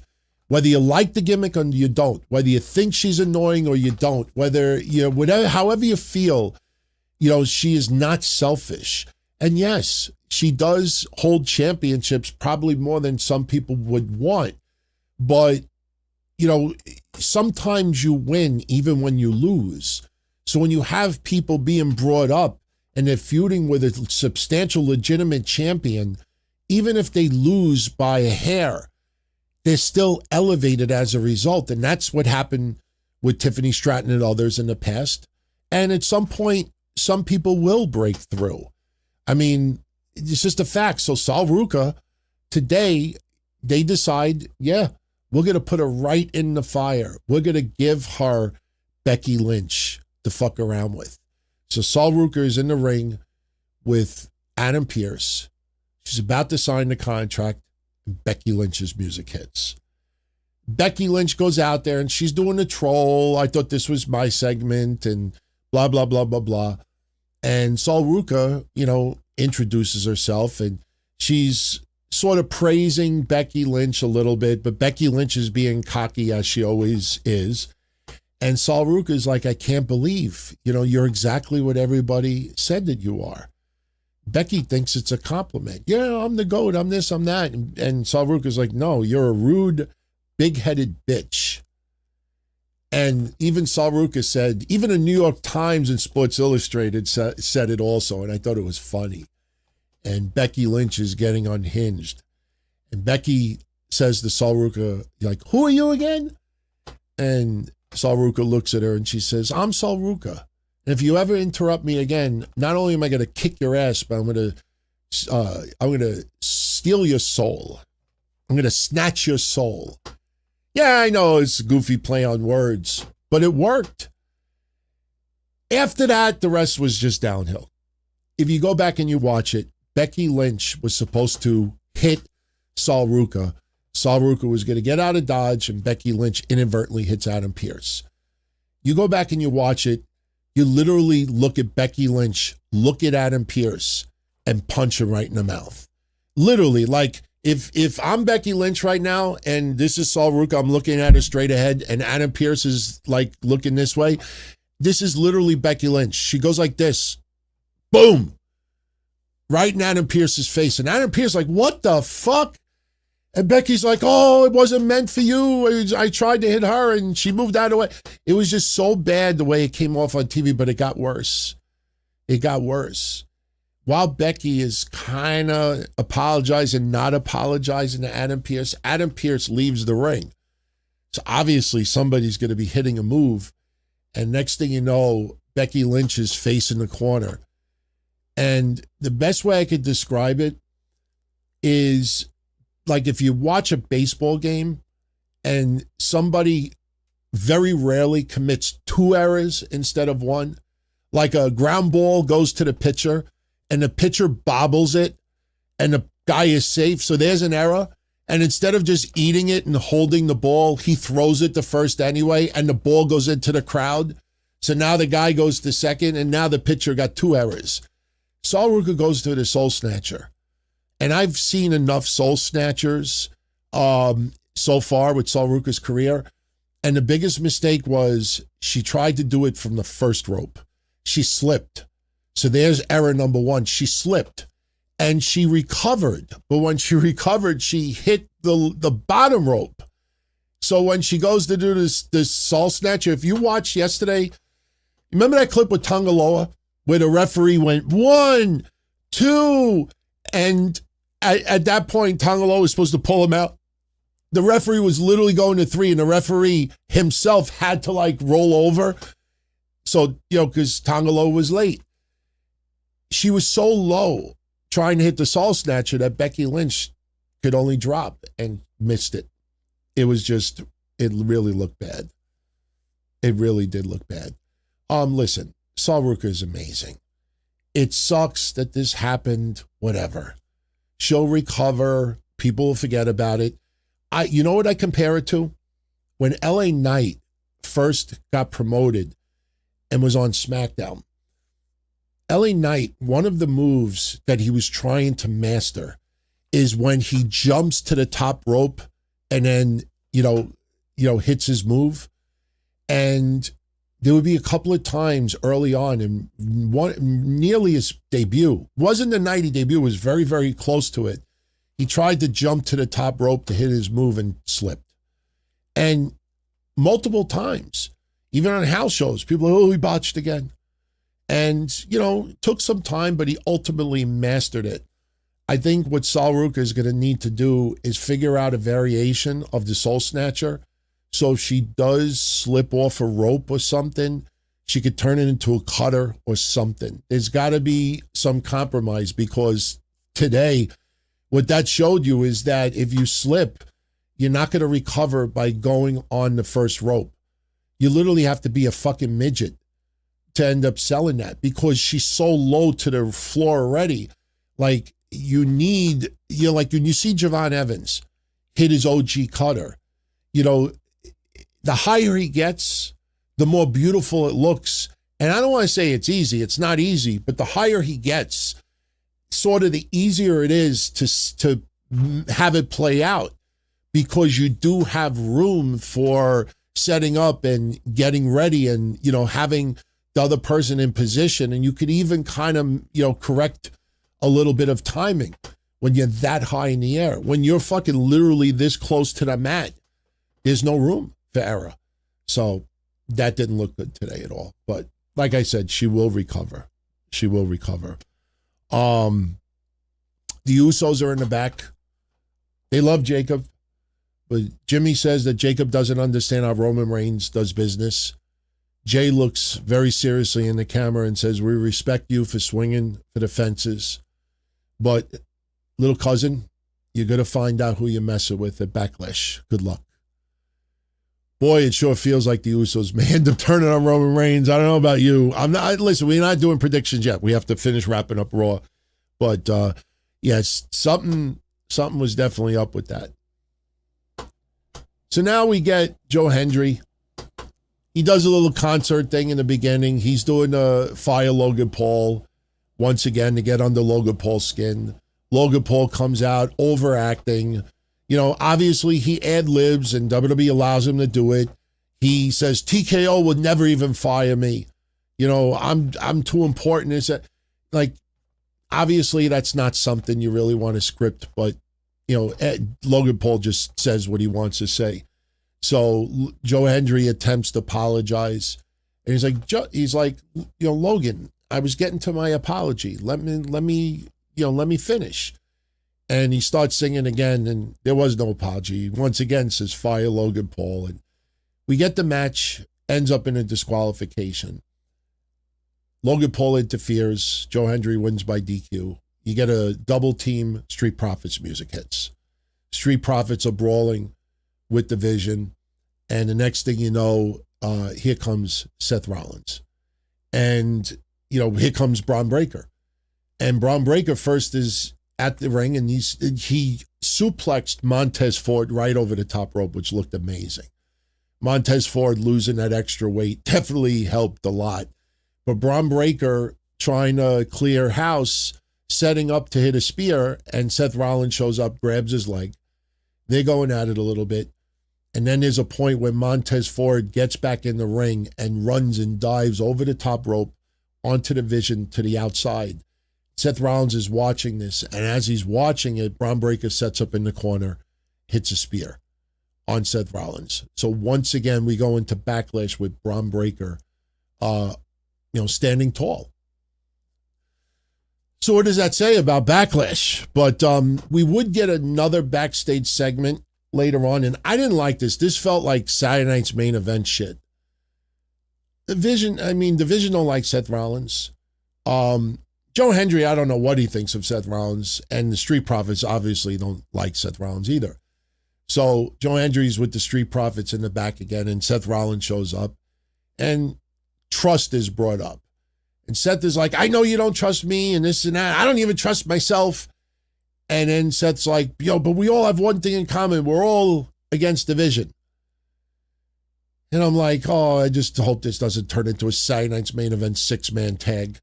I mean, I would rather see Joe Hendry and the Street Profits versus Division and Braun Breaker. But I kind of think that maybe Joe Hendry will be on the outside looking in. And it might be the Street Profits and Seth Rollins versus Division. Kind of feels like they're doing, because why would you keep interacting Seth Rollins with these guys? We all have something in common. We all don't like Division. The Street Profits should say, stupid. 2 weeks ago, we told you. We don't care about Division. We just want gold. We don't care, person. We just want titles. That's what they said 2 weeks ago. It's not about like, let's all get together and let's all fight for a common cause.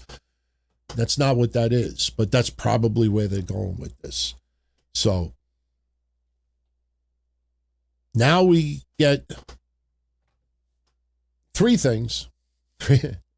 Asuka and Io, Los Americanos Hermanos, and much love to all of you out there that remember when I said not only will the Creed brothers be back on TV, that they'll probably do a stupid gimmick where they're wearing masks. Yes, we saw that on Raw tonight. And props to those who remember, because we were getting a match tonight. It was going to be Los Americanos versus Los Americanos Hermanos. The original Americanos versus the current Americanos. 6-man tag, trios match, whatever you want to call it.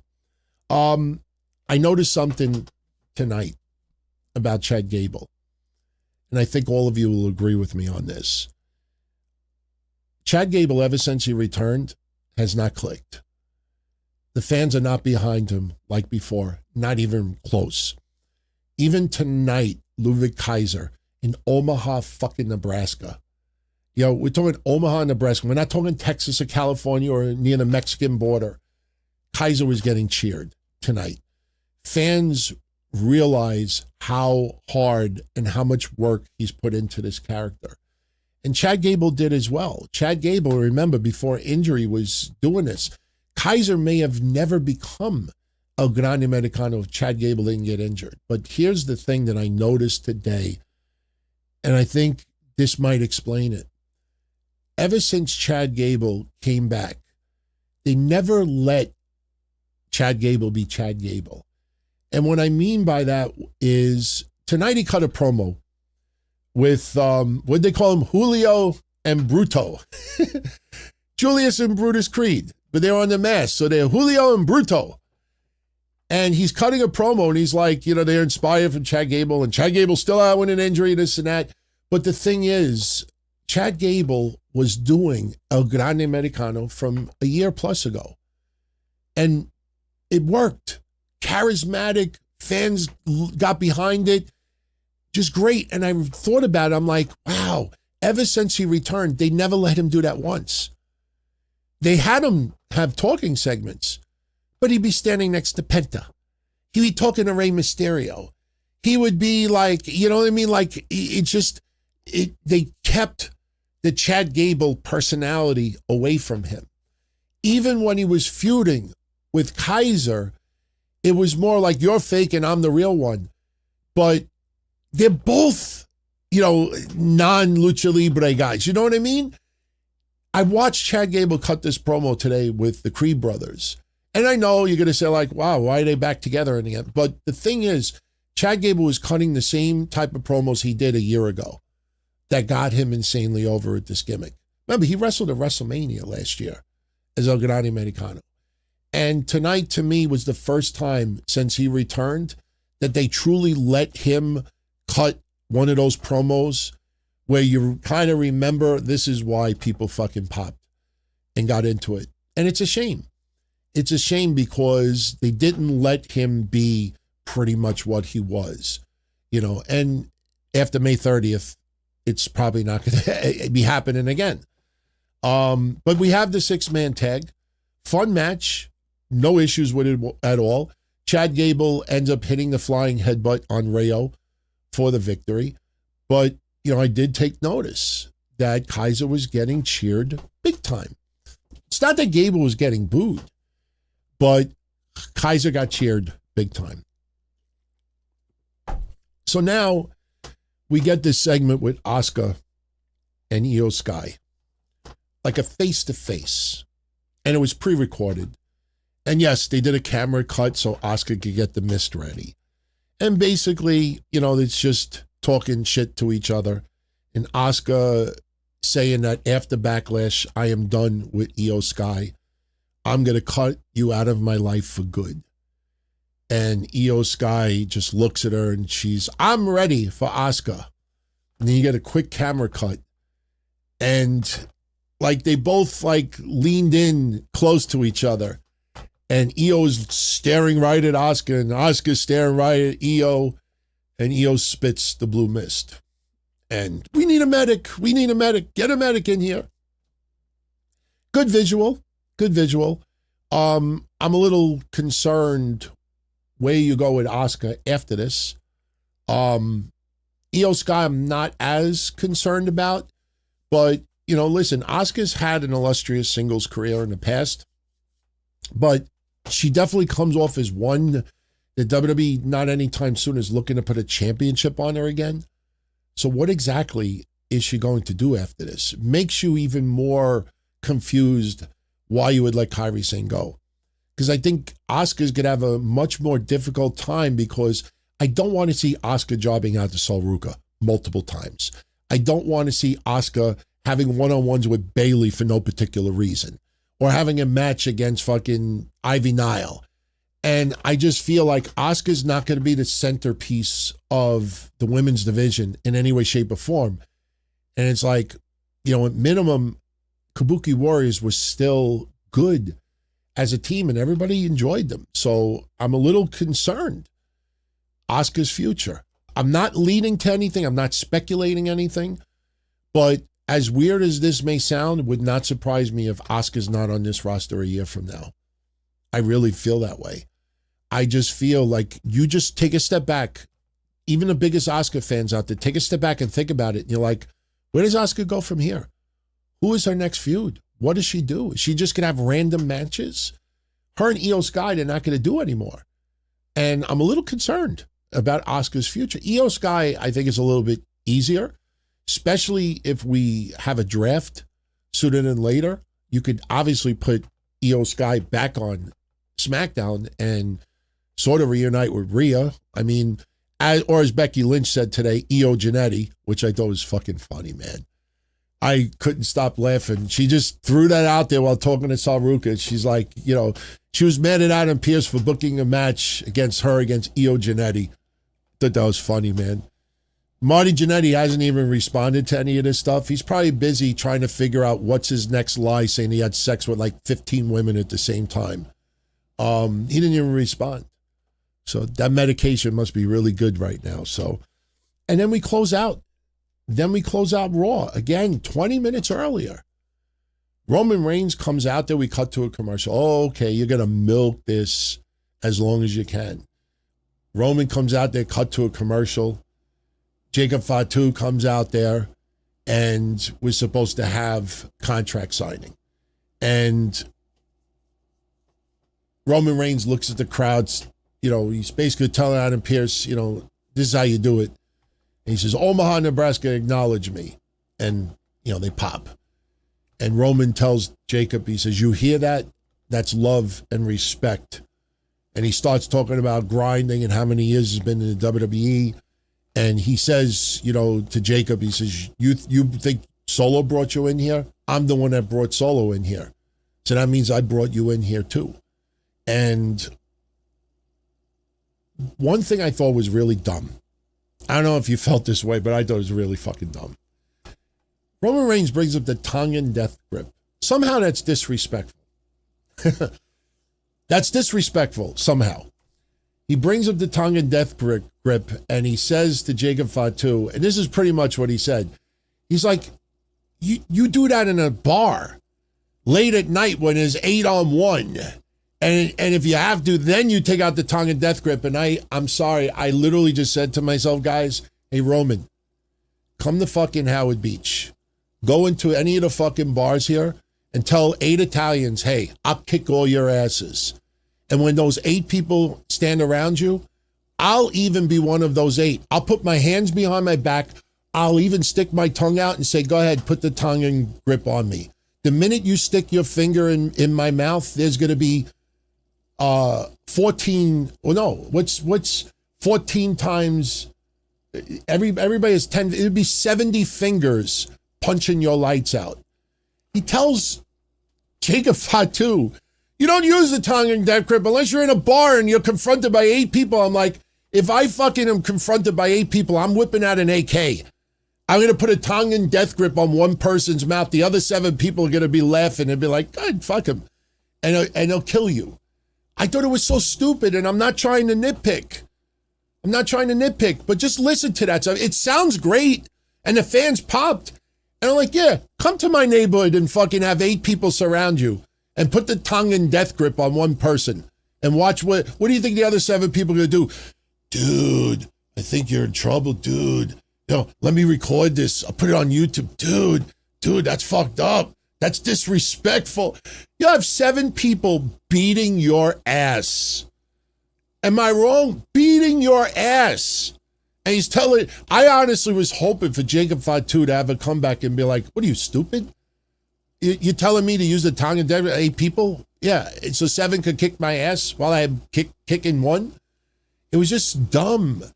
It's disrespectful. And Jacob Fatu, once again, talking about the struggle, talking about his family. He is desperate. His back is up against the wall. So he has no other choice but to take it out on Roman, take that title. And then once he takes that title, he's going to put a chokehold on this game and the company that squeezed all of his family for decades. And then they end up having a little bit more back and forth. Jacob Fatu says, I'm desperate for my household. And then Roman is like, household? And then he signs the contract. Household? It kind of reminded me of a movie. I'm trying to remember what it was. What was the movie? There was a movie where there was one word said and somebody yelled it out. And it's like, I can't remember what movie it was. I have a feeling somebody out there is thinking what I'm thinking. Oh man, there's a movie. Somebody said one word and it was just like the way Roman Reigns said it, it felt just like that movie. I'm going to remember, and I'll tell you all on Wednesday Night Dynamite. And it's literally on the tip of my tongue also. And, oh no, I know what it was. Who was the football coach for the New Orleans Saints? I thought it was a movie. Mora? Was that? Who's the coach that used to be on the New Orleans Saints, right? Not Melvin Mora. Melvin Mora was a black baseball player. Jim Mora, was that his name? You remember Jim Mora when they asked him about playoffs? And he looked at the camera and goes, playoffs? Like that literally was Roman Reigns tonight. Jacob Fatu is talking about his household, and he literally channeled his Jim Mora. He's like, household? I'm like, oh my God, this is so bad. Then they end up brawling, and he hits another tongue and death grip, puts Roman Reigns to a table, and we go off the air. Jim Mora. I'm telling you, go back and watch when Roman Reigns did that and listen to Jim Mora when he says playoffs. It sounds the same. Just one is like an Irish white guy that's like 70, and you got Roman Reigns, Samoan. That was Raw. And we went off the air early.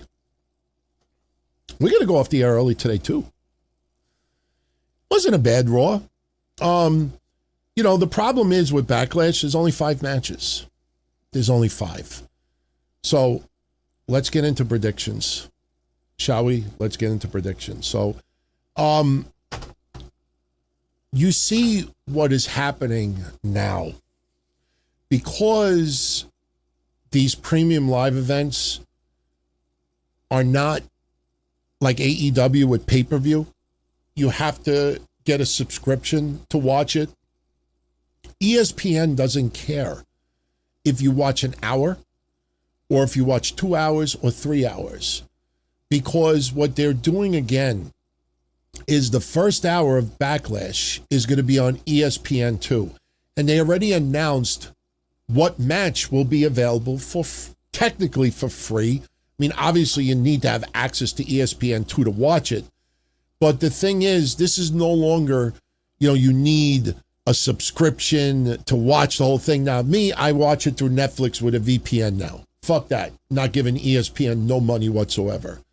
So I have the VPN. I'm going to watch it through Netflix. That's the only subscription I pay for right now. Other than YouTube Premium, believe me, if I watch a Conrad video and not only am I getting his commercials, but I'm getting the fucking YouTube commercials too, I might as well just run into a brick wall.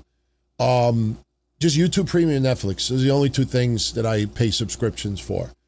But they announced that Seth Rollins and Braun Breaker is going to open up Backlash. I was like, fuck. I mean, I get it. Braun Breaker, football background, carried over on ESPN. Seth Rollins, Good Morning Football. That's related with ESPN also. Remember, they moved Good Morning Football from New York to California to cut costs. And Seth Rollins is involved with that. So Seth Rollins is the opening match. First hour will be on ESPN2. So we got 5 matches. Now, this is what I need to tell you that I've been told. Don't take this as 100% fact, but it's something that was told about hour 1. Is that hour 1 is not going to be filled with just matches. That it could very well be that there's only one match during hour 1. You're going to see highlights. You're going to see other, pieces put into that. You might have a talking segment, but ESPN is going to fill 1 hour maybe with just one match. Because I know a lot of you were thinking, I saw it on social media during Raw tonight, holy shit, they're going to have 2 of the 5 matches during hour 1? I mean, if you really think about it, you look at the other 3 matches, those matches aren't going super long. Backlash will be over by 8 o'clock if they do. Because remember, it starts at 6. So the first hour is going to be from 6 to 7. So Backlash is going to be off the air by 9. It's probably going to be off the air by 9 o'clock. So we have, for the opening match, Seth Rollins taking on Braun Breaker. Now I'm curious, guys. Who you going with? I'd like to see in the chat room, some of your input. Because my original thought was, I wouldn't have Braun Breaker lose this early. And then I think about WrestleMania and Seth Rollins lost to Gunther. Now, Seth Rollins had a good couple of WrestleManias. High-profile matches, some victories thrown in. So Seth Rollins losing at this past WrestleMania was not the end of the world. But do you go with 2 losses in a row? And this is a very interesting match because you say to yourself, I would not have Braun Breaker lose this early on, returning from a very serious injury. At the same time, I say to myself, I don't think Seth Rollins should lose this soon either because he just had a high-profile loss. And I'm trying to think what is on the horizon. And I can't help but to think this. The fucking Vision are going to get involved. The Street Profits are probably going to get involved. I don't think Joe Hendry, I don't think he'll get involved. I think it's going to come down to one of 2 things. It's either going to come out to a fucking no contest or Seth Rollins is going to get the loss and it's going to be because of the Vision's interference. And I think what's going to happen is after the loss, you'll hear, bum, bum, bum, bum, bum, bum, bum. Like Street Profits music's going to hit. Montez Ford will do some fucking crazy dive. Maybe this time he'll dive over the top rope into row 10. You're going to see some insane fucking acrobatics from him. It's probably going to turn into an absolute clusterfuck. And after the match is over, you're not going to really care all that much that Seth Rollins lost. So I'm going with Braun Breaker to either win or it's going to be a no contest. The vision, even more the reason why you keep having Seth Rollins interacting with the Street Profits. This is leading to a fucking match. Could even main event Raw next week for all we know. I think Division are going to get involved, and it's either going to be a win for Braun or it's going to get thrown out. And because there's going to be so much disarray afterwards, I don't even think fans are going to give a shit if there's a clear winner or a loser. So that's what I'm going with. It's going to be a hot mess. And, I don't like the bond with Seth Rollins and the Street Profits. I don't like it at all. Street Profits will ultimately get a tag team title shot against Division. And who knows? They may actually get the belt sooner than later. But right now, you got Braun Breaker and Seth Rollins, and that's what I'm going with. All right. You know what I should also do before we continue with the matches? I should remind everyone what we got last year. Because last year we only got 5 matches also. And majority of last year's event was surrounded by one match. And that's because Backlash last year was in St. Louis, Missouri. And Randy Orton challenged John Cena for the undisputed WWE Championship. Outside of that match, everything else was kind of filler, if we're being honest about it. So last year, not only did you have Cena retain the championship over Randy Orton, you had Gunther defeat Pat fucking McAfee. You had Dominic Mysterio retain the IC title over Penta. Lyra Valkyria retained the women's IC title over Becky Lynch. And Jacob Fatu retained the United States Championship over LA Knight, Damian Priest, and Drew McIntyre. That was it. That was it. As far as total in-ring time, you had Cena and Orton went 28 minutes, which you look back on it, it's kind of surprising. Gunther and McAfee went 14. Dominic and Penta went 9. Lyra and Becky went 19 minutes, and the four-way was 18 minutes. So you had about 85, 90. My God, you had the same amount of wrestling as either night of WrestleMania. Just think about that. 5 matches, you had the same amount of wrestling as, you might even add a little more compared to a WrestleMania. So now we move on to the other matches. We got, talk to me. Oh, Trick Williams versus defending, I should say, the United States title against Sami Zayn. I don't know how you all feel about this gingerbread shit. To me, it was so goofy that I laughed at it because it's Sami Zayn. I always think back to the Jackass stuff when he had that WrestleMania match, if you remember, against Johnny Knoxville. Like, if anybody's going to pull off goofiness, Sami Zayn is the perfect one to do it. And for some reason, Sami Zayn is even better when he is a heel with this goofiness. Because when he took all of the stupid shit from Jackass, it just made it that much more entertaining. Watching this stuff with the gingerbread man is just so stupid. I don't know who came up with it. I don't even think we'll ever find out who came up with that.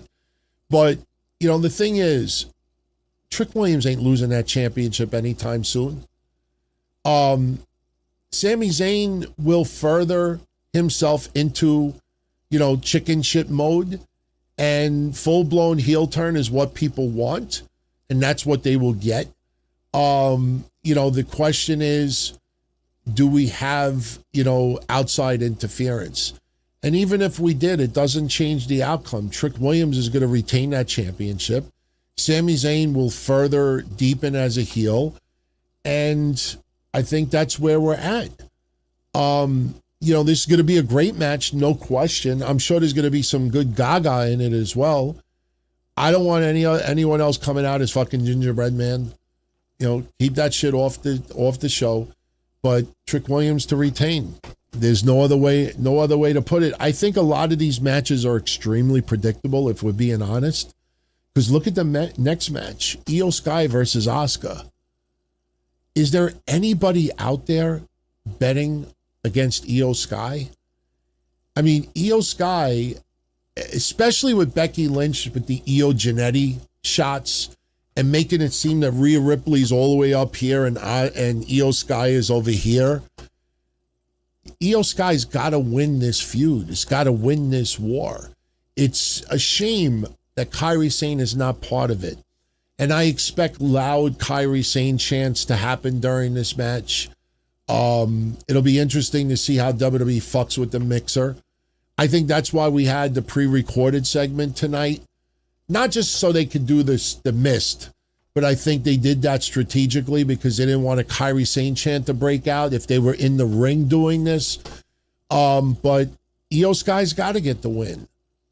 I don't even think it's remotely any chance of Asuka winning it, because where does that leave Io after this? Io, some people feel, is in contention for Becky's championship. We could see ultimately Io interact with Liv Morgan, which I don't know if it's going to happen. If they do a draft, get her on SmackDown as quickly as you can. Because outside of Becky Lynch, I think Io Sky will have... I guarantee you when WWE does a couple of house shows in the future, fucking Io Sky and Asuka will be on the card. You're just not going to be able to escape it. It kind of reminds me a little bit when they spent too much time investing in Rhea Ripley versus Liv Morgan.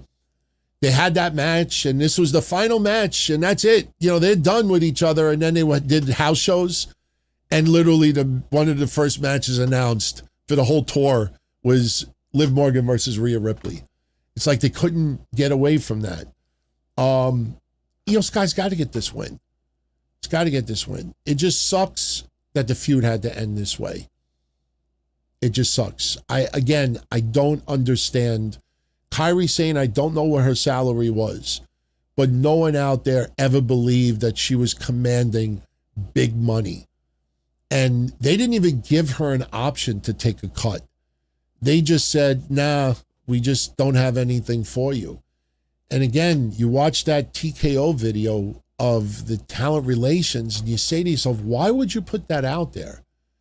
I mean, those three people were being praised by their fellow wrestlers that they work for. And I get it, kiss their ass, you know, because they might be the one that decides your future. But at the same time, though, you say to yourself, why put that negative attention on them?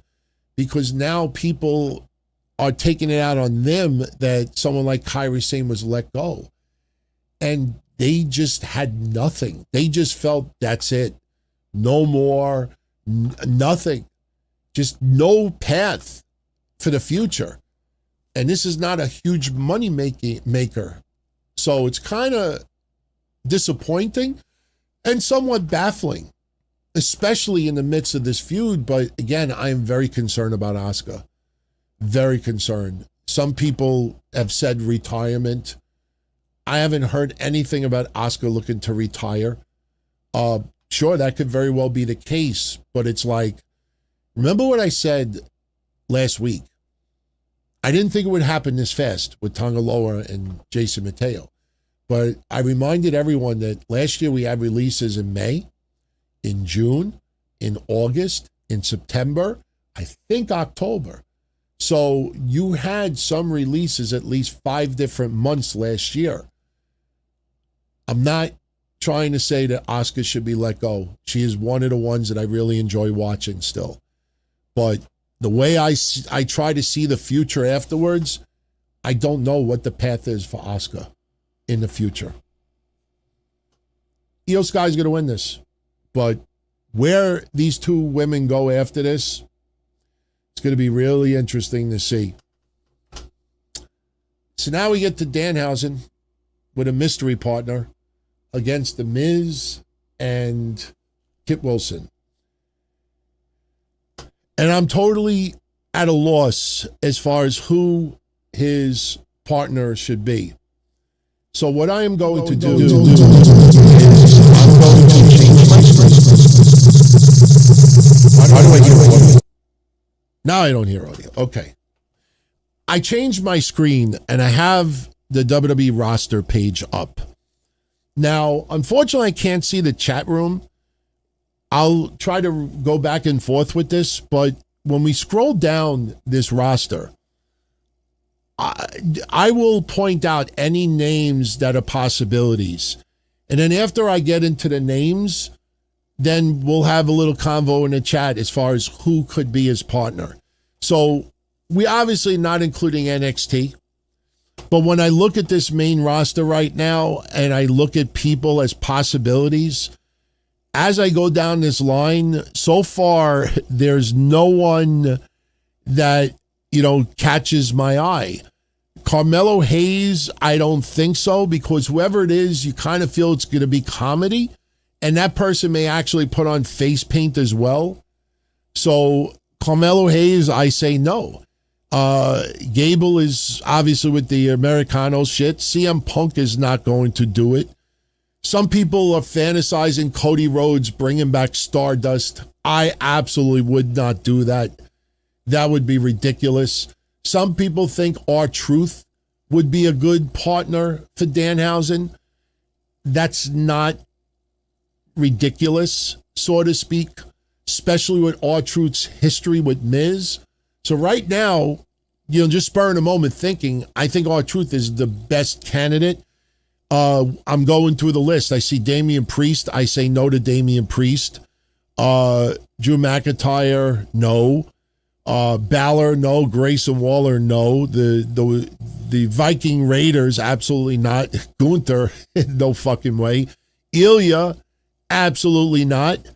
JD McDonough, Javon Evans, Joe Hendry, fucking Joaquin Wild, the Usos. Like, there's nobody. I'm going through this list. There is nobody. Obafemi, I don't see him doing goofy stuff. You go down this list, I don't see anybody. So, because you're like, and I don't think it's going to be John Cena either, because people are still fresh off of Saturday night's main event.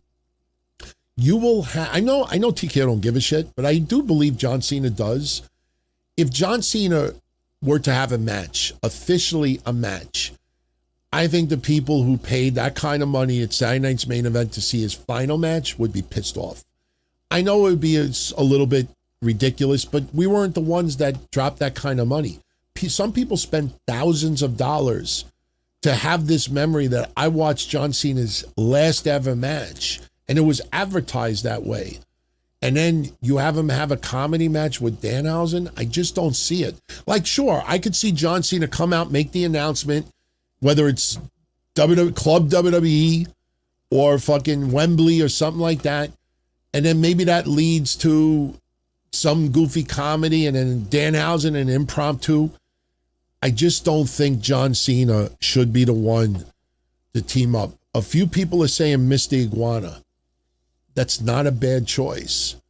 That is not a bad choice. Mr. Iguana and Danhausen with the fucking iguana. I could see that. I could actually see that. I'm going to go with R-Truth to be his mystery partner because of his relationship with The Miz. And I think we could see him even put on some ridiculous face paint. I know R-Truth is not the R-Truth from past before his release, but I could see because a lot of people, let's be honest, when Danhausen was first brought in, a lot of people, I want to see R-Truth and Danhausen have some interaction. I think we can narrow it down to Mr. Iguana or R-Truth. But do we all agree that Danhausen's getting the win here? Like, I don't see him losing anytime soon. This is going to be comedy. It's going to be nothing but comedy. Kit Wilson is probably going to do some ridiculously stupid stuff. Miz is going to do stupid stuff. Danhausen is going to do Danhausen. You got three people doing insane comedy stuff. Who's the fourth person? Whoever it is has got to be goofy comedy. And I don't think it should be Cena. I don't think it should be a monster. I think it comes down to R-Truth or Mr. Iguana. I do like the Mr. Iguana idea, but I'm going to go with Danhausen and whoever his partner is. And my gut feeling, it's going to be R-Truth. I think it's going to be R-Truth. So just like that, we have the main event.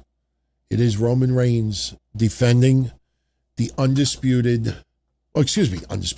the World Heavyweight Championship. And Cody Rhodes on the brain.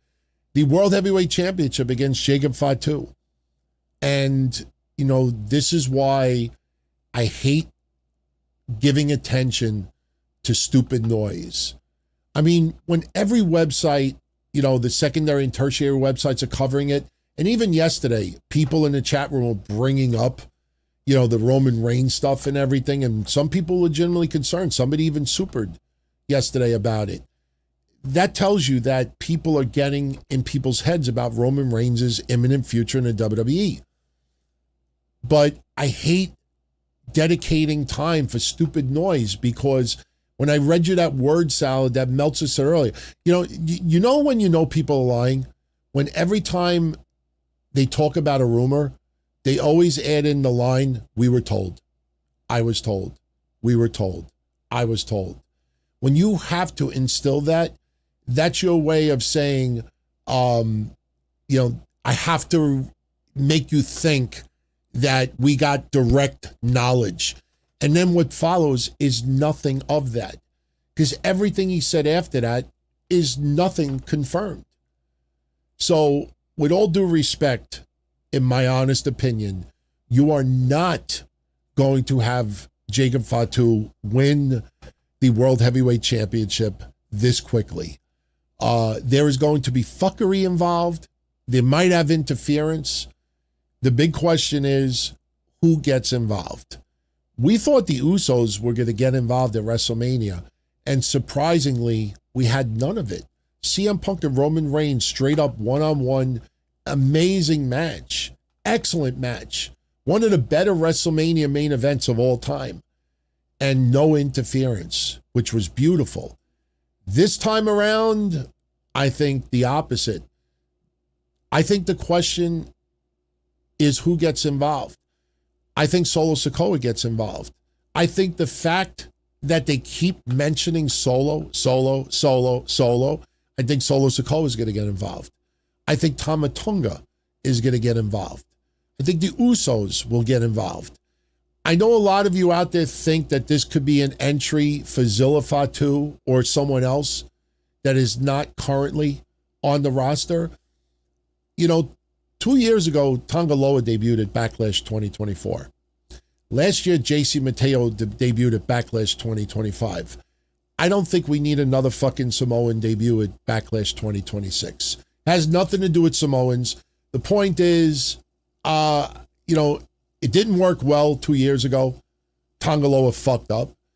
JC Mateo last year, it did not click at all. And obviously, he's out of a job to show you, he just never had that connection with the WWE Universe. You bring in Zilla Fatu, Florida's the perfect place to do it. I said that yesterday, and I agree. That if you're going to do it anywhere, Florida's the perfect place to do it. But I just feel adding a name that is not currently there, I think, okay, what's next? Like, if you bring him in, are the Usos going to start feuding with him? No, probably not. Is Jacob Fatu going to feud with him? No, probably not. Is he going to align with Jacob Fatu? Maybe, but where does that lead? Like, you think you bring someone in new, at least last year, you have this new bloodline and you're trying to strengthen it. You're trying to make it so dominant, this and that. Problem is, people didn't realize last year, Roman and the Usos are not going to be around to offset these people as much as you would think. So adding another member, yeah, you're replacing Mateo and Tonga Loa, but I don't know if that's going to help. But I don't feel Jacob Fatu wins the championship. Roman has to retain. There's going to be a lot of fuckery. And I don't know if the Usos should turn on Roman Reigns. Because if they turn on Roman Reigns, then you got to revisit Jimmy and Jay, like feuding with Roman Reigns. And I don't know if I really want to see that going into the summertime. if the Usos turn on Roman, then they're obviously going to be aligned with Jacob Fatu. And who aligns with Roman Reigns? Tama Tonga? Sorry if I don't sound excited, because Roman Reigns is so, much higher than them. It's going to look so awkward. You're going to be like, why is Roman with Tama Tonga? Even I don't care if it's blood or not blood, or a mother from another brother from another mother, or a mother from another brother, whatever it is. It's just too. It doesn't make sense. And if you bring in someone else, and Roman is happy to see them, it's kind of like, yeah, Roman's all the way up here, and everybody else is here. I don't see the Usos turning on Roman. I could see the Usos feuding with maybe Tama Tonga and someone else. And maybe Jacob Fatu and Roman Reigns continues after this. I'm going with Roman to retain, but I don't think this is finished. I think this is going to be, as I know Corey Graves said it about the Judgment Day, but this is going to be a family affair going into the summertime. I see Roman Reigns retaining. So we shall see. Bobby is asking me, how long do I see Roman hold to the championship? I think he holds it up until SummerSlam. Night of Champions, there's no title defense. And I'm not listening to what people said online. Because right now, and listen, it's not against them, but right now it's just pure speculation. It's pure speculation. There is no concrete evidence that Roman had a falling out with TKO, which some people have reported. There's no evidence that he's leaving to do a movie. There's no evidence that he has an injury. There's no evidence that he doesn't want to work Saudi Arabia, so he's not going to work Paris, which is just retarded if you think about it. Not everybody obviously could work every fucking big event, but it's just all speculation right now. So Night of Champions, no championships will be changed. So that is, and the 2-3 weeks leading up to it, no titles will be on the line. So I think he could hold it until SummerSlam. If he drops it, then I see him dropping it before July. I see him maybe even dropping it in June. And then maybe that sets up him versus Seth Rollins for SummerSlam.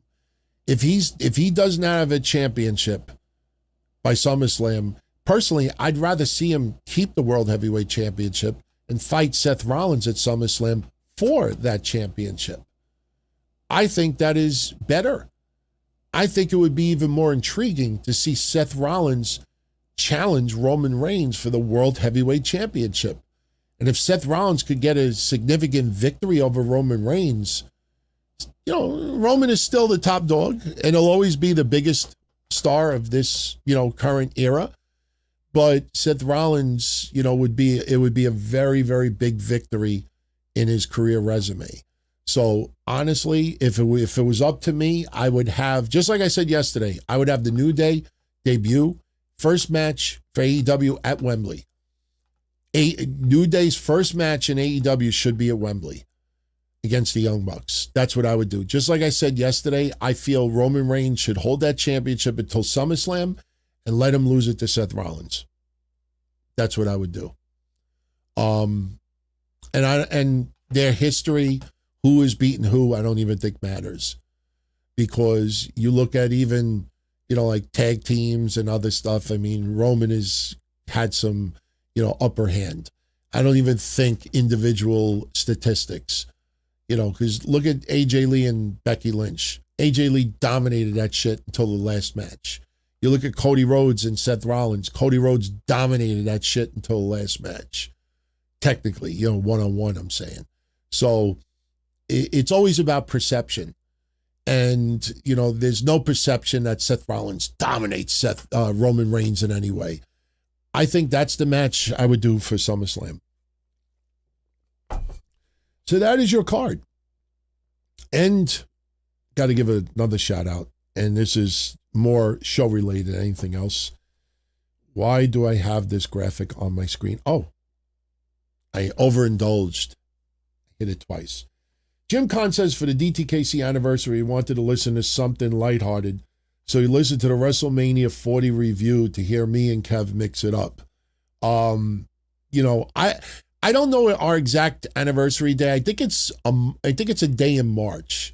I think we officially changed the DTKC in March of 2006 it was 2008 that we officially changed the name, but we were doing shows together as early as 2003.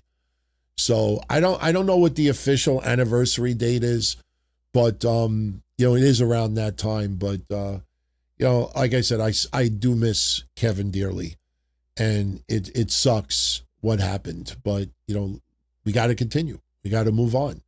I am so ecstatic that we're able to get the archive back up. Right now, I still have about 600 or 700 episodes that need to go up. You know, a lot of work that's going to be involved with that. But if you go on Apple or Spotify, you know, iHeart, wherever you get your audio from, you will see at least another 2,000 episodes were added. I'm trying to play around some stuff for YouTube.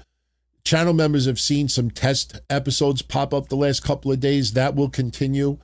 I might launch a second channel on YouTube that is nothing but retro stuff. I just got to figure out how the fuck do I take out all the old copyrighted music. Every episode has trademarked music in it. And YouTube, when I upload these old episodes, YouTube has a field day. I didn't realize how much wrestling theme music we used to play back then. There was an episode where there was 9 themes I had to edit out. 9. So, you know, it's not as easy as you think. But a few people have suggested I bring Wednesday Night Dynamite on YouTube. Right now, it cannot be live because the way we put the show together, it would not be live. But that is something that we're looking into in the near future. But I appreciate you, man. And I appreciate all of you out there. And look, you know, Backlash, I think Backlash will be a good show. But man, it's going to be a fast show.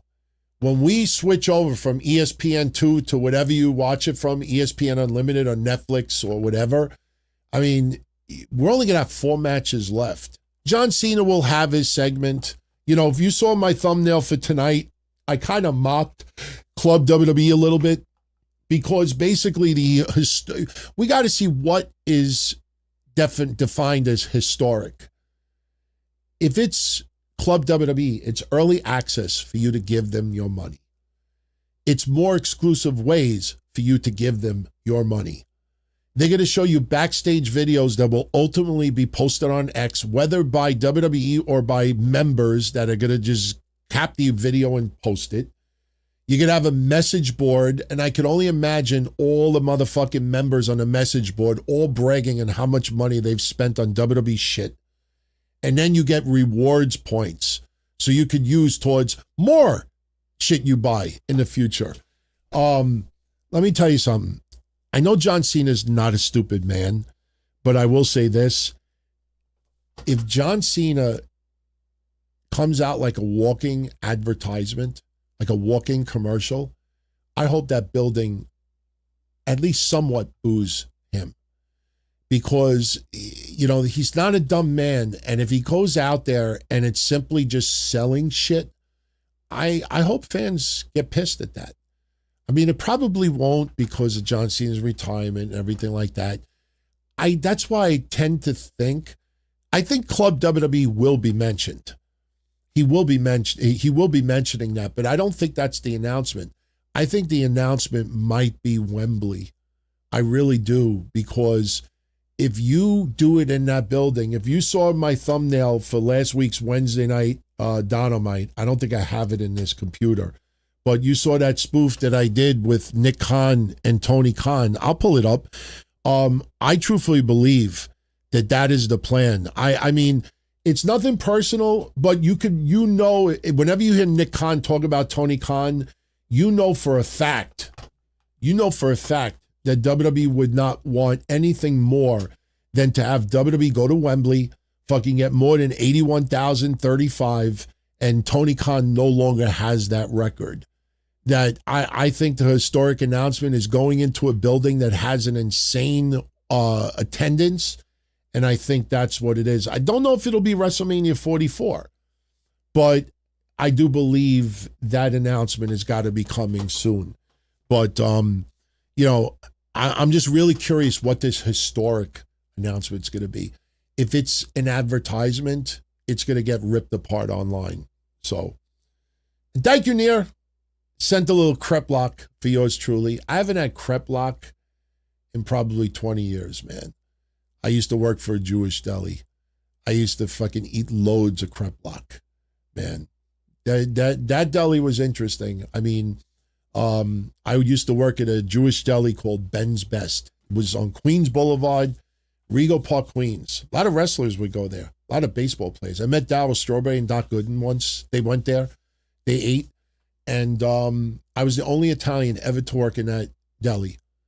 And, when you talk about profiling and racism, I didn't call it racist at the time, but just imagine the year is 1990 and I'm working for a Jewish deli and I'm on the counter slicing pastrami and fucking giving rugula and kataifi. No, kataifi's Greek. Rugula and kreplach and all this other stuff, matzo ball soup. And I go and say to a woman like, hi, can I help you? And she says, yeah, I want Ben to help me. Oh, okay, sure, no problem. Figured, he's cut their whole cuts before, probably likes the way they slice. Like, hey, can I help you? I'll just wait for him.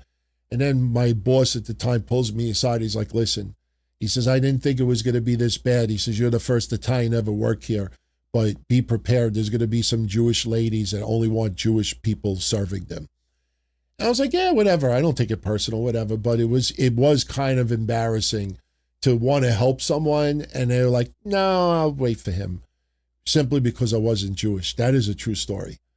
And a lot of you know, my ex-girlfriend, I went to her house and all I kept hearing was Prince Spaghetti Day. Sorry, we don't have that lasagne. They were making fun that I was Italian. So, yeah, I've always said this jokingly. Growing up, if any other nationality treated me bad, it was probably that one more than anything else. But you're talking about a select few people. So, yeah, but I don't ever judge an entire group of people based on a select few. And over the years, every nationality's pissed me off. Every nationality's pissed, including Italians. Italians could really get under your skin, man. But yeah, I'm gonna go jet out of here. As you can see, I'm not yelling. I'm just Italian. We end up doing 2 hours, 20 minutes. Listen, I hope you all enjoy Backlash. We will do a predictions contest for our Patreon family and our channel members here on YouTube. But I will be back here Wednesday for Wednesday Night Dynamite. Maybe I will upload it to YouTube this week. We'll see. Maybe I will start uploading them to YouTube. A few people have asked me about that. But, if we put it on YouTube, I mean, obviously our channel members will get ad-free versions, just like our Patreon family. And we'll figure it out. We want to add a little bit more. I'm definitely kind of tired being in the top 50 of shows. I want to get my ass back in the top 10, top 20 would be nice. So, and I would like to stay there, but little at a time. So I hope you all had a good evening. Here in New York, it's 12:45 a.m., so I got to get my ass to bed.